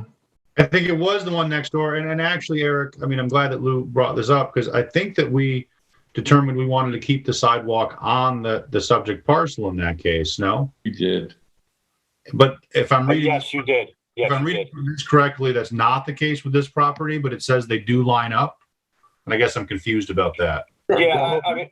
For the South Essex corner, you guys decide to have the sidewalk within the property lines, but we've added the notations so that if, given that you've already made that decision there for Pete's Potting Shed for where they propose their sidewalk, they have notations there to line up that during construction they would line up just as fine. There would just be a slight angle in which the sidewalk would have to go.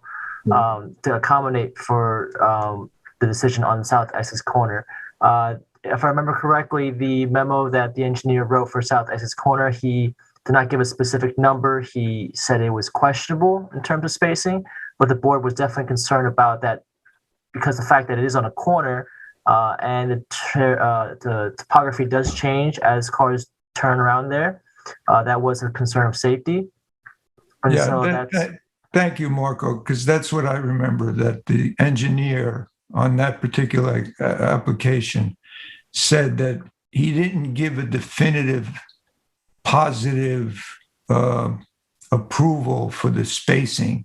he did say it was questionable. So it was sort of left up in the air, is the way I read it.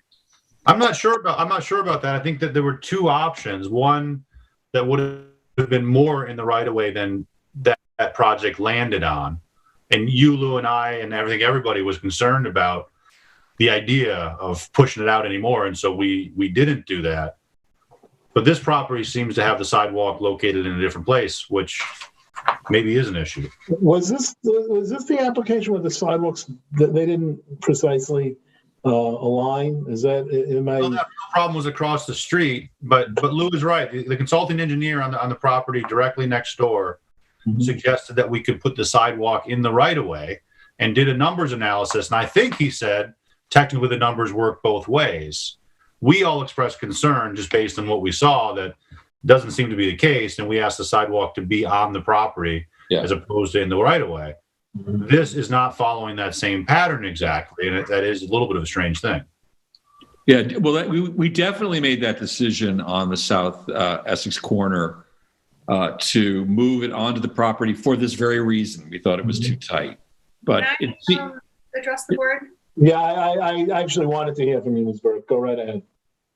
So we discussed this at length at the last meeting. And then since that meeting, I met with the town's consulting engineer, and then I met separately with Marco. So this plan was not submitted to you, haphazardly. Quite a bit of research and consulting was done to come up with this. The reason, I guess there's a couple reasons, but the main reason that the sidewalk is proposed where it is because that's what the consulting engineer asked us to do. We have an existing sidewalk at Pete's Potting Shed. So if you look at that map that's on the screen right now, and on the bottom of the screen there's an existing sidewalk. And at the last meeting, we talked about this because the one we proposed had lined up with it and the planning department wanted us to move it. And we were like, well, we're trying to line up. And we went back and forth on that. And then the board brought up the South Essex corner and said, could you please line it up with that? Well, there's an existing sidewalk at Pete's Potting Shed and a proposed sidewalk on South Essex corner, which don't line up with each other. So our sidewalk, if you look at the southern side, or it's not the south, it's the west, the bottom of your screen, the west side of the property, we're lining up for the most part with the existing sidewalk on Pete's Potting Shed with that slight angle. We're right in front of the property, and then we're coming up to line up with the South Essex corner. The difference between this property and South Essex corner is that we're not on a corner. So when you're rounding that corner off of Essex onto South Euclid, that's going to be tighter than when you get to our lot. There are already cars parked in the road right of way by the time you get to our parking spaces. So ours are a little bit in further, right? We're lower down on that turn. Our sidewalk lines up as best we can with what we're working with. And he did tell us that there's plenty of room. I went through the same analysis with him, with the consulting engineer, to make sure there was room, because what we don't want to do is wind up going back and forth and then having something like Beckman where we have to come in and modify it later. And, this has been an ongoing issue in this corner of Montauk for as long as I can remember. Everyone knew this was going to happen someday. And this application was first submitted in February of 2020. So this isn't new. So I guess we listened to all the comments and came up with what we thought accomplished all of that. And then the thing that sort of makes this even more interesting is that we don't actually have a required parking calculation. A garden center's parking is based on your interior square footage of your retail area. Our entire application is outdoor. So we're proposing 7 spaces because, downtown Montauk always needs more parking, and we're happy to go through the expense of putting in 7 spaces, and it seems to fit. So we thought that was the right thing to do. But if the board wants less spaces, we're happy to do less. And sure, we'd put them, diagonal or parallel to the property line, but then they wouldn't match up with all of the spaces proposed on South Essex corner or the existing ones on Pete Potting Shed, right? So there's got to be continuity somehow. Well, let me ask you a question. Yeah, I think the parallel spaces there, even though they don't match up with the other parking, would be better. I'm sorry, you cut out in the beginning. Oh, I think parallel spaces here would be better, even if they don't match up. I mean, I think the idea that the parking spaces all have to be match up like soldiers, I don't, that's not persuasive to me. We have this corner here and you have I just think parallel, and since we don't have a required number, you could probably get 3, maybe 4 spaces in there. That would be better to me. Well, Randy, what about diagonal? Because Ms. Burke just suggested that. Is that something you're shaking your head, Peter? Is that no good? Diagonal unless it's one way. Oh yeah, you're right. Right. Okay, yeah, because then you'll have people making very sharp turns. Let me ask you this: the spaces in front of your place now, they're going to protrude into the street further than the ones to the east of it at South Essex Corner, or is the idea that they line up? I believe they line up. I'm looking at the shadow. Like if you go to the top of the, if you could go make the screen go up a little higher so you can see that. Yeah, so right. It looks like they're going to be slightly more south just by the way the sidewalk curves. That's what I'm thinking. You have the sidewalk popping out a little bit there. You're going to have the cars. I should just suggest, in the past, we would have had our town engineer just submit a letter saying that they looked at this and they agree. So if the consultant engineer, in fact, could we just get a letter for the record? It might not please everybody, but I think it would be, I would want to see that. Yeah, I agree. I was going to say the same thing. That's what we need. What is the question to them, though? Well, I think that and in the past, the town engineer would just say, I reviewed the parking layout and it's good. I think the problem is that it's bigger than just this site.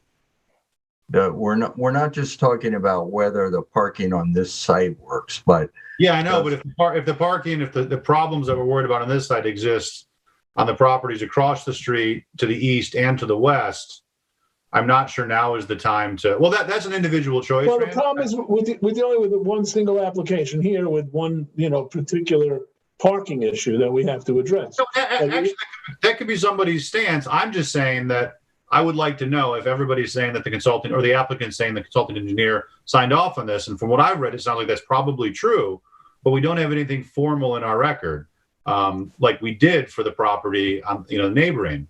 I think if we had that, it would make, our decision a lot more.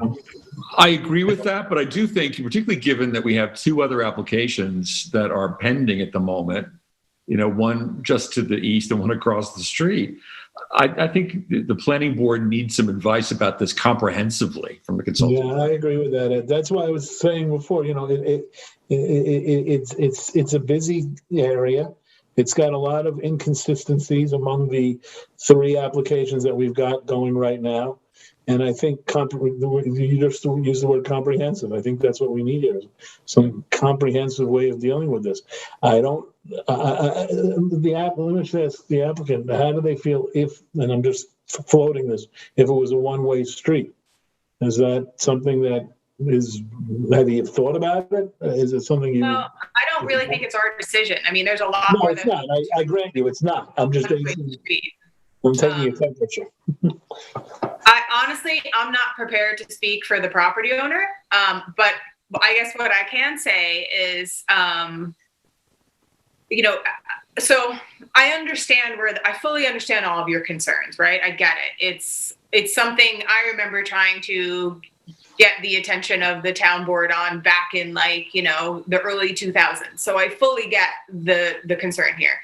But now as sort of being, on the other side and representing the property owner, the part that's a little crazy making, for lack of a better term, is we just want to know what to do. Right.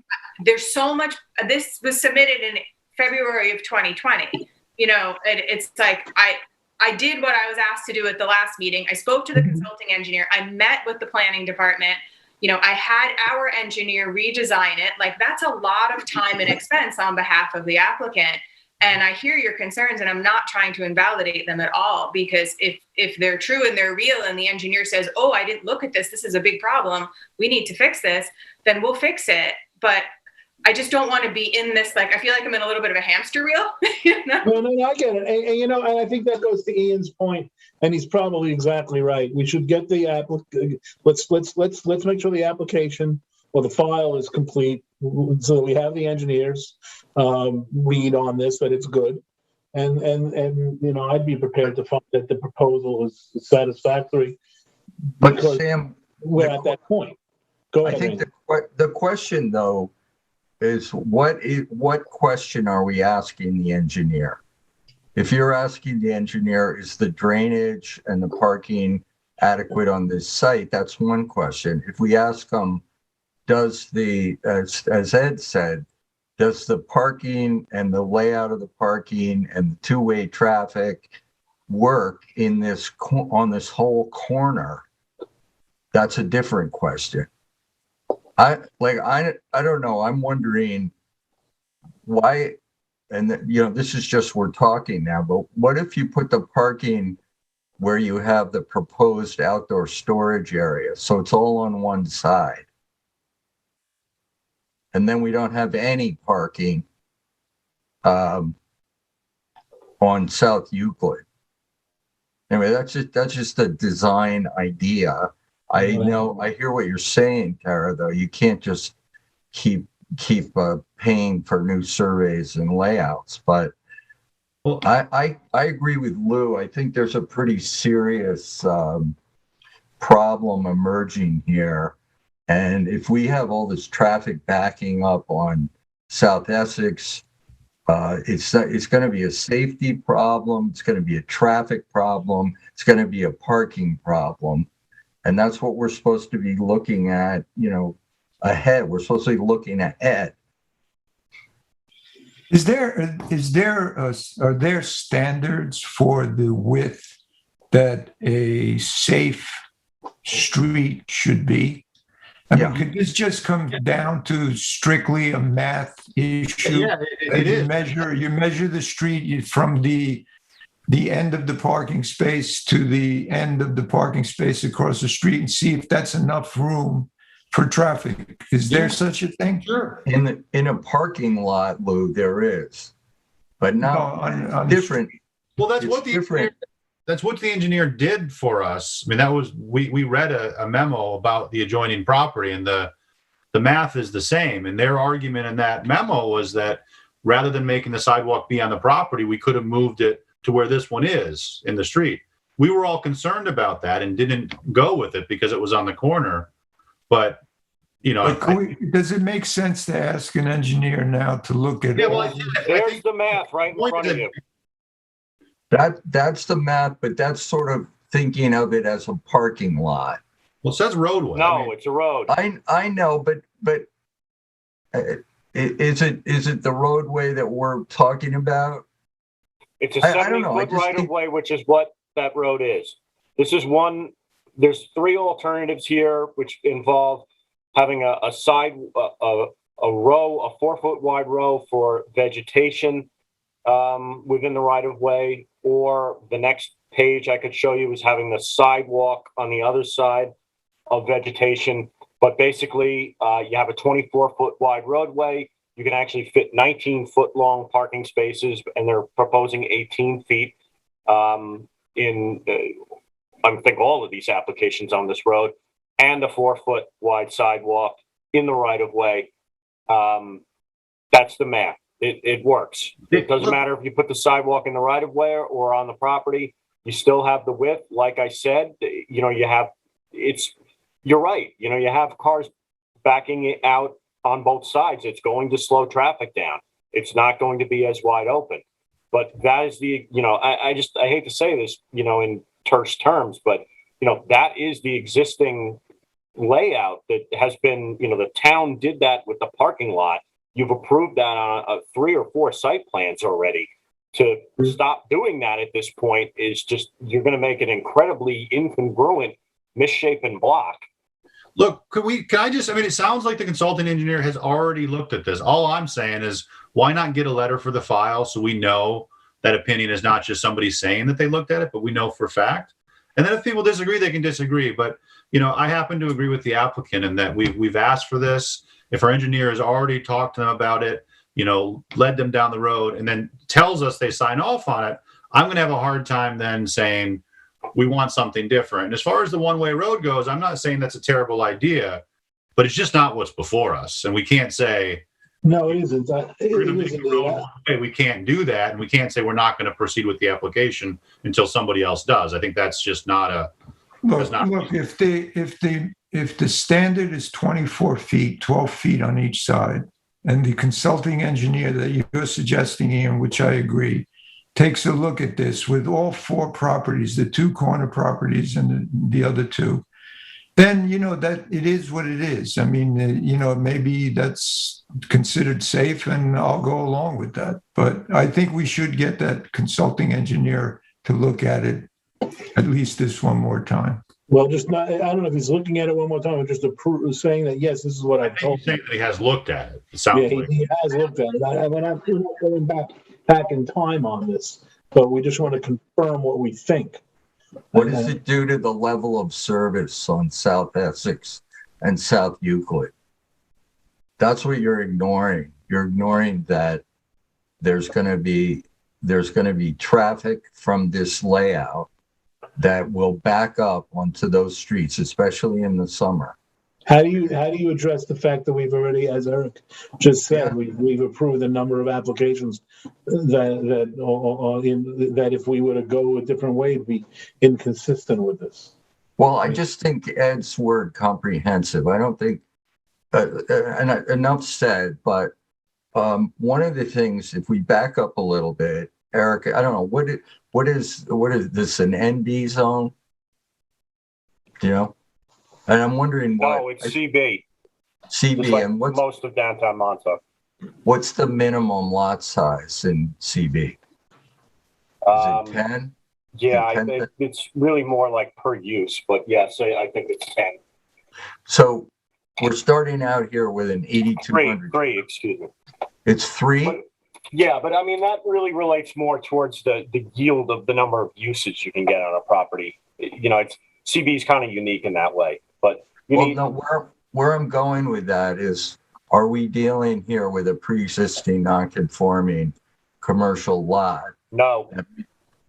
No. The lots in downtown Montauk are 4,200 square feet. And that's what the zoning requires as a minimum in the CB zone. Well, it requires 3,000, but that's for new lots. The grid's existing. Okay. So this is conforming then. In terms of lot area, yes. It just seems to me that we're putting the parking out on the street is the problem here. But I've already said what I need to say. So to let the board know too, just so, I mean, you understand what we've done too behind the scenes. We even went so far as because South Essex Corner came in at the same time or before us, right? So we even went so far as hiring the same engineer that South Essex Corner used to represent us so that we would have some continuity because the town's consulting engineer was already reviewing that. So we were like, okay, we'll piggyback on that because that makes the most sense to use the same engineer. Everyone's on the same page. You know, we're all looking at 2 sites as one. He's got their CAD file in his office and our CAD file, so everything can line up. So we've done everything we possibly can to try to make this sensical, you know? You know what I think we should do is we should get the engineer to give us the confirmation that what we think is the situation is the situation. And then assuming that he does that, I guess we'll have to come back to say that the proposed parking spaces are satisfactory. And I mean, if we're going to get that consulting engineer's confirmation letter, you know, we're going to have to come back on that. That sounds good to me. And I would just suggest, I mean, maybe that whenever the consultant engineer looks at something, I know we can't have them do everything, but when they do look at a project, can we just have a policy of getting a formal letter so that we know? Probably a good idea, and that's probably just something that, if we had somebody in-house, we would have been able to do that. Right. Maybe just we make that more of, it's not much more time to write 3 sentences. No, it isn't. I'm not thrilled at the idea of making the applicant come back one more time just to confirm something that I'm sure she knows and most likely is certainly true. But let's just get it in the file, and then we can move on and approve something that is, I think, conceitedly not the greatest situation. But as somebody said, it is what it is, which phrase that I just hate, but has some application here. Well, do we have consensus on the rest of the application? We have that. Thank you. I'd like to see if we could include in the question for the engineer to comment on the impact on the level of service on Essex and Euclid. I'm not talking about a traffic study here, but so you're awfully close to that. I know, but what is the impact if we continue to do these parking in the right of way and people backing out? What is the impact on the level of service on those 2 roads? Yeah. And why shouldn't we be looking at that? Yeah. I think maybe this is a bigger picture conversation that perhaps the planning department should have with the planning board, not in conjunction with this individual application. You're chomping at the bit. Go ahead. I was just going to say, I agree with Randy, and I agree with Eric. I think there's a bigger conversation that has to be had. I think, we're not fulfilling, our objectives here if we're not looking at the larger picture in situations like this. I mean, and frankly, just because we've approved other things with that meet these dimensional requirements doesn't mean that in this unique situation, it should be the same. However, having said that, I totally agree. We can't keep sending the applicant back to the well every time, right? I do think we have to look at what the consulting engineer said about this application and this parking situation. But we can't, so I think we do need to move ahead with that. And maybe it isn't going to be the greatest solution, but I think we have to find a way to be able to look at bigger issues like this, that are more comprehensive. This is one of, I don't want to get into a philosophical discussion about planning, but to me, this is always one of the biggest problems I have with the way in which planning is done. You have an area where everything impacts everything else, and yet we have to do it in a little bit by bit addressing of the situation. So, Randy, I hear what you're saying, but I don't think it's reasonable to put that on the applicant, particularly at this point.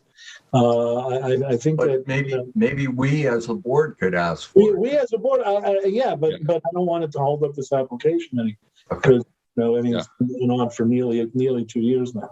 So, Ms. Burke will take care of that detail. We'll make sure that the T's are crossed and the I's are dotted on that we can validly approve the parking, and then we'll come back next time and we'll see what the engineer says, and presumably it'll bear everything out that's been talked about, and we'll take a vote.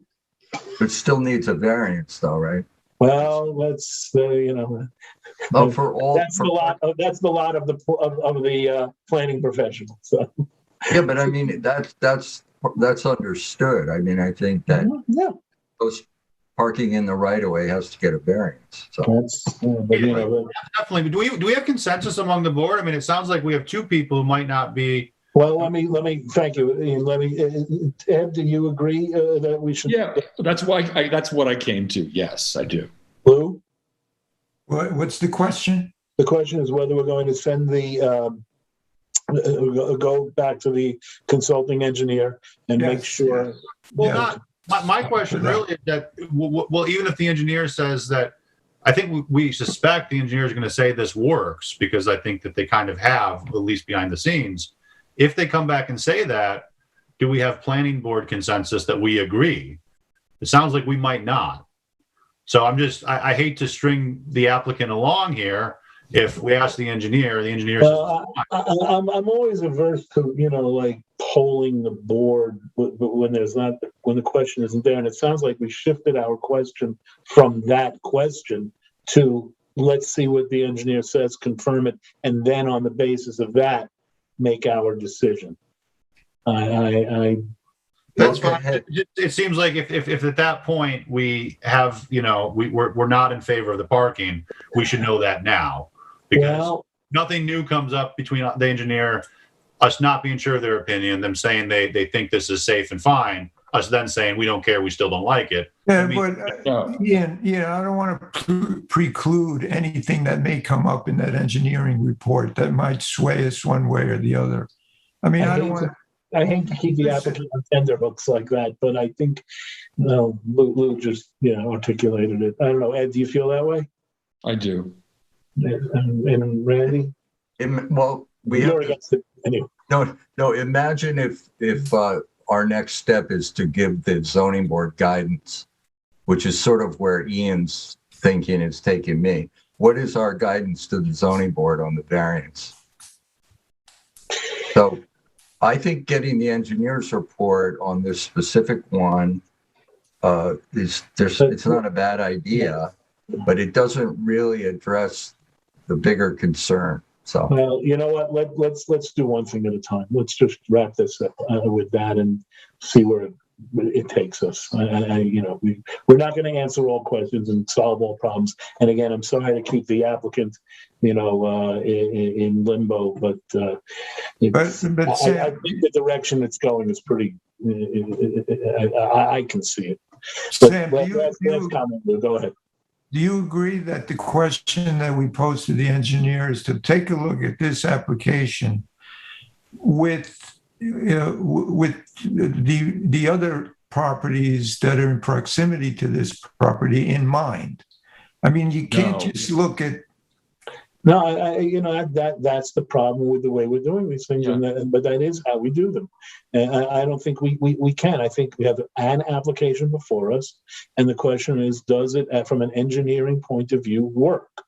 And if they say that it does, then at least we know that any decision we make that approves the parking, it meets the engineering standards. Now, if you want to at that point bring in other issues, we'll bring in other issues. I'll remind you that we're only 5 tonight, and when we're at full strength, sorry, Tara, we're at full strength, you may have a whole raft of other questions that are going to come up. But but for now, all right, great. Well, at least we're getting an engineer's report. That's fine. That's the idea. I'm good with that. And, it gives us a baseline from which to operate. So. Yeah. Okay, with that, we will move on now to the next one, which that one's to me, and I'm taking Kathy's spot on that one, and Eric. And if do we have a representative from the phone from the Verizon? Yes, it's David Kenny. No, Mr. Kenny, there you are. Thank you. Okay, so let's see. Let's see if we can do this in record time. Go ahead, Eric. All right. This is just an antenna swap out on the tower here at Town Hall for Verizon. They're proposing to replace 9 panel antennas with 12 new panel antennas and remove 12 existing remote radio heads and replace them with 6 remote radio heads and some various other changes such as cabling. There's no changes or additions to the ground mounted equipment.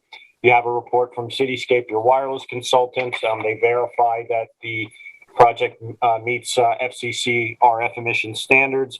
A structural analysis demonstrates that they're below 90% structural capacity, as the East Hampton Police Department has previously requested.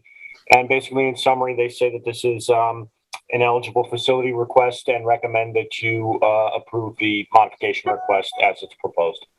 Very good. Thank you, Mr. And we do have a resolution on. Yes, I know. That's in my left hand. Mr. Kenny, do you have anything you want to add on that? Hello? You're muted. Excuse me, Chair. I've prompted Mr. Kenny a few times to unmute and to start his video. with no response, but he is in the list as he's part of the. Oh, there he is, Mr. Oh, Kenny. there he is. Hello, Mr. Kenny. Hi. Hi.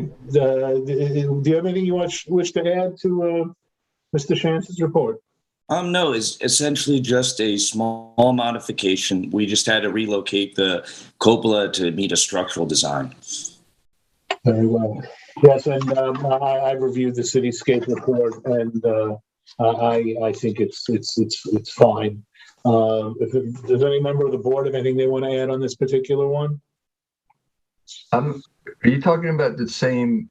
Did you say town hall, Eric? No. Oh, that's why I wasn't on here before. If we're talking about the Home Sweet Home, that's the one I'm representing. No, we're not on Home Sweet Home. Okay, so that's not on our agenda. I heard Mr. Kenny, so I tried to jump on, but why was we're talking about. My apologies for the confusion. Okay. Yeah, we're talking about the everybody loves it, the side of town hall. Okay, that's not my application. I'll Yeah, Mr. Kenny represents T-Mobile, not Verizon. My apologies. Yes, so that's why I wasn't on it at the first call. Oh, well, I guess you've had an exciting night of watching other applications. So. Correct. I'm here just to ensure that the resolution goes smoothly. If there's any questions with that. Okay, very well. In that case, yeah, I see the T-Mobile. We also have that on. That's yours, man. All right, I tell you what. Thomas, we don't have the applicant on, but we do have the approval. Not the approval, but the suggestion from Cityscape that it's good to go. I don't think we're gonna. Yeah, just go ahead. And I'm gonna say it's good to go.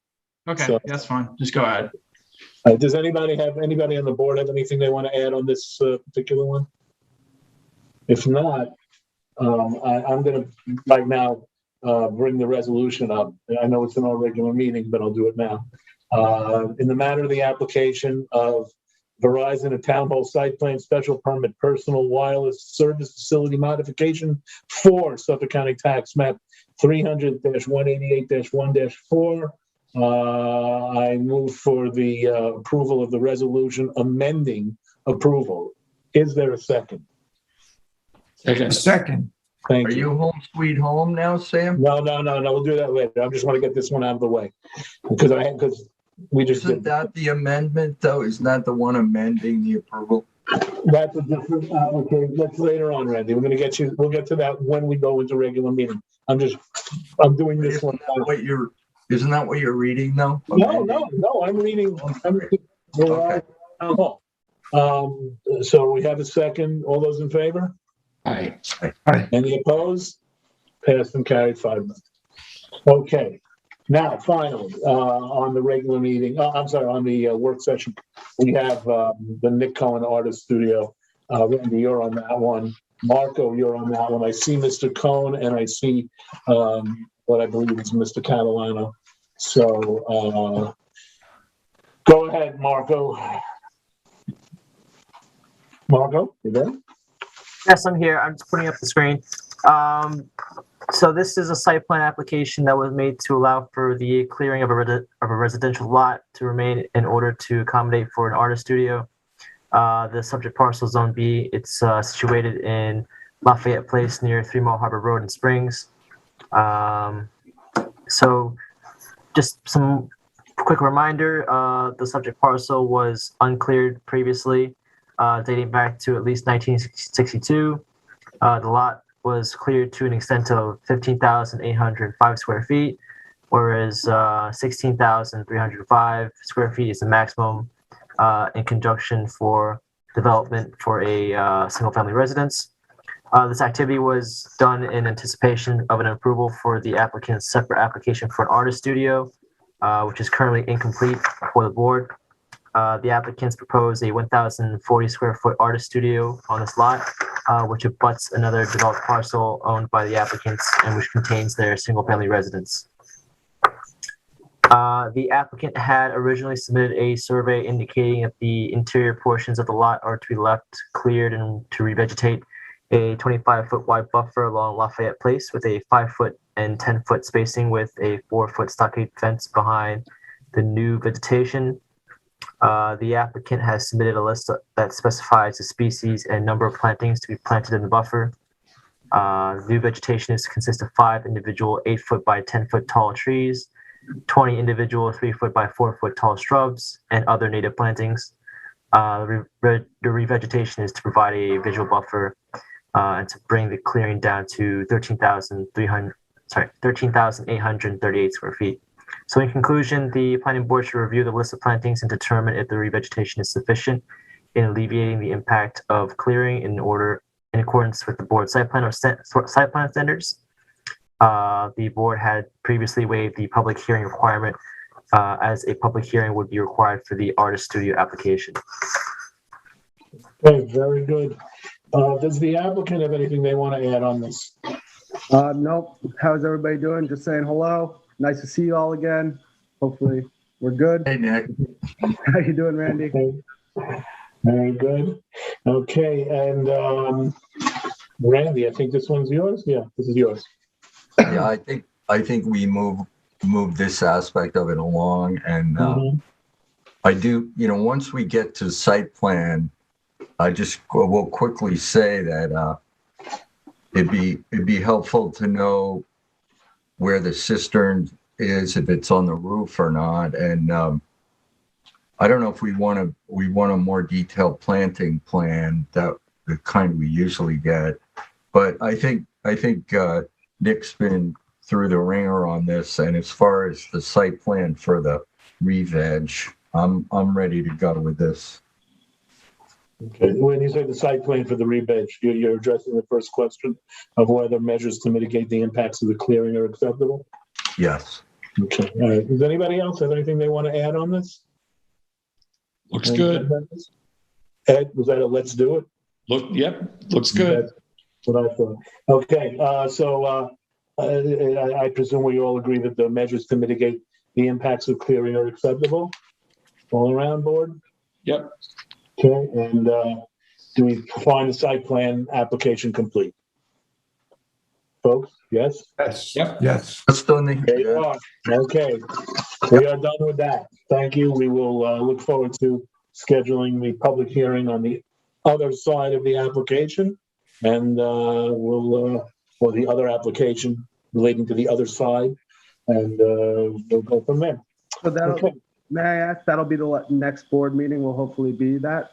I think we'll bring up the application for the planning for the public hearing at the next meeting. Yeah, we're going to at the next meeting. We're going to have just so the board knows, it's going to be mostly all dedicated to the Wayne Scott Commercial Center, but we're going to, as needed, have a few regular meeting items, namely whatever resolutions we might need to take care of so that applications can continue to move. But in terms of site plan analysis, special permit analysis, that there's only going to be, or at least the intention right now is that there's only going to be the Wayne Scott Commercial Center at our meeting next week on the 27th. We don't have any public hearings scheduled for the 27th, so it'll be, but to answer the applicant's question, the expectation is that we're going to get that resolution on for next week. So thank you very much. Thank you. Good evening. You too. Take care, Mr. Catalano. Take care. Okay, we have left now one board of review and 2 resolutions. Randy, yours is one of those, the one for Home Sweet Home. But let me just get this board of review out of the way. I have reviewed the board of review at the request of George Petcanis. Apologize again to him for mixing his name. This is relating to the property at 31st Street in Springs, lots 8 and 42 through 50, and a portion of 2nd Street, Block 3, Urban Renewal Parcel 9B in Springs, map number 499, Suffolk County Tax Map number 300-75-2-12.8. I have read the board of review. The amount of the undertaking in this application is $16,500, and I move for its approval. Is there a second? Second. All those in favor? Aye. Any opposed? Passed and carried 5-0. Okay, Randy, why don't you do the T-Mobile? Okay. In the matter of the application of T-Mobile Northeast LLC at Home Sweet Home, site plan special permit, personal wireless service facility.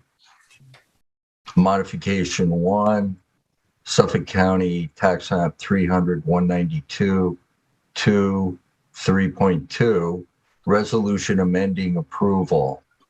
The planning board has reviewed a prior determination of the board and desires to modify certain provisions of the approval as set forth below in this resolution. Except as modified herein, the determination is reaffirmed in all respects. I've read the resolution and move for its adoption. Is there a second? Second. All those in favor? Aye. Aye. Any opposed? Passed and carried 5-0. Mr. Kenny, see, it was all worth it. Thank you so much for your time, board. Thank you. Okay, and finally, the resolution on the application of 3 Mile Harbor Affordable Housing. And that is Lou. I should note before you read that, Member Cortese, there are some changes that were discussed over the course of, the past few days and today, this afternoon. So the resolution that you have in your packet, basically the changes, everything is ostensibly the same. The only changes in the end that we came up with, which Thomas, I think you'll agree, is that I changed the dates of the plans to be approved. For each plan, I wrote the date of the last revision, just so that there was no confusion over what the most recent plans were. So that's different than what you probably have in front of you or had in your packets. There was a discussion about some of the conditions of approval. The only one that we agreed to change, and I verified this with Tom Rule in the housing office, is the condition 3.10 of the resolution that you have most likely, hopefully, if I have the order correct.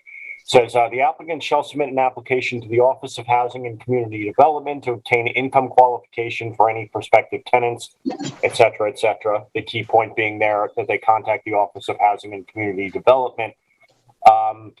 That will be changed. That wording applies to sort of when you don't have somebody who's partnering with, like in this case, the East Hampton Housing Authority, when you have a purely private developer.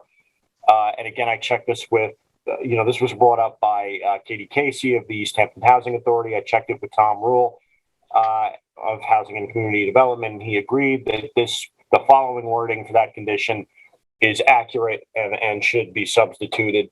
And that's the applicant shall partner with the East Hampton Housing Authority for the administration of the income qualification of all of the occupants of the 3 Mile Harbor affordable housing development. If the case shall arise that the East Hampton Housing Authority is no longer performing that role, the applicant shall submit an application to the Office of Housing and Community Development to obtain income qualification for any prospective tenants. The Office of Housing and Community Development shall determine and advise the applicant in writing whether the prospective tenants or tenant qualify for affordable housing. So basically what that rewrite says is, the East Hampton Housing Authority will determine whether or not the tenants meet the income qualifications. However, if they're no longer partnering with the applicants or performing that role, the Office of Housing and Community Development will take over that responsibility, which was the wording in the original, the original wording of the condition of approval. So, I'm not enough. My Eric, is that a new language, or is that you replacing existing language in the resolution that I'm looking at? Replacing the existing language of condition of approval 3.10. 3.10. Okay, thank you. I have one question here. I think you addressed this, but I was going to bring it up. And so while we're talking, The landscaping plan dated May 21st, that's one of the dates you've updated. And the Correct. current plan shows the staggered double row of cedars. Yes. Yeah. And that's a key thing. The landscape plan to be approved now is dated October 6th, 2021, and it does reflect the doubled staggered row of cedars on the northern edge of the development. Were there any other additions or changes? No, just the dates of the plans to correct them, and that condition 3.10 about Okay, what plans? certifying. I'm sorry. The change of what plans did you say? Well, clarifying the dates of the most recent plans, the plans to be approved, all of them. What I did was I added dates for each and every single one of them, and double checked them to make sure that they're the most recent plans. Just like Ian pointed out, the landscaping plan that's been updated. Okay. Do us a favor and circulate that I will to the meeting so that we know, presuming that it's approved now, as amended, what we're approving. I'm gonna do it right now, provided you guys are okay with the changes. All right. So Lou, if you'd like to make a motion, and bear in mind that it should reference the changes that Eric just made. In the matter of the application of 3 Mile Harbor Affordable Housing Site Plan Special Permit, Suffolk County Tax Map number 300122719 and 20. I have read the site plan special permit approval as well as heard the modifications as cited by planner Eric Shantz, and I move for its approval. Is there a second? Second. All those in favor? Aye. Any opposed? I see your thumb there, Ren. Okay, passed and carried as amended. Before we take a motion to amend, take a look in your board members and also planners.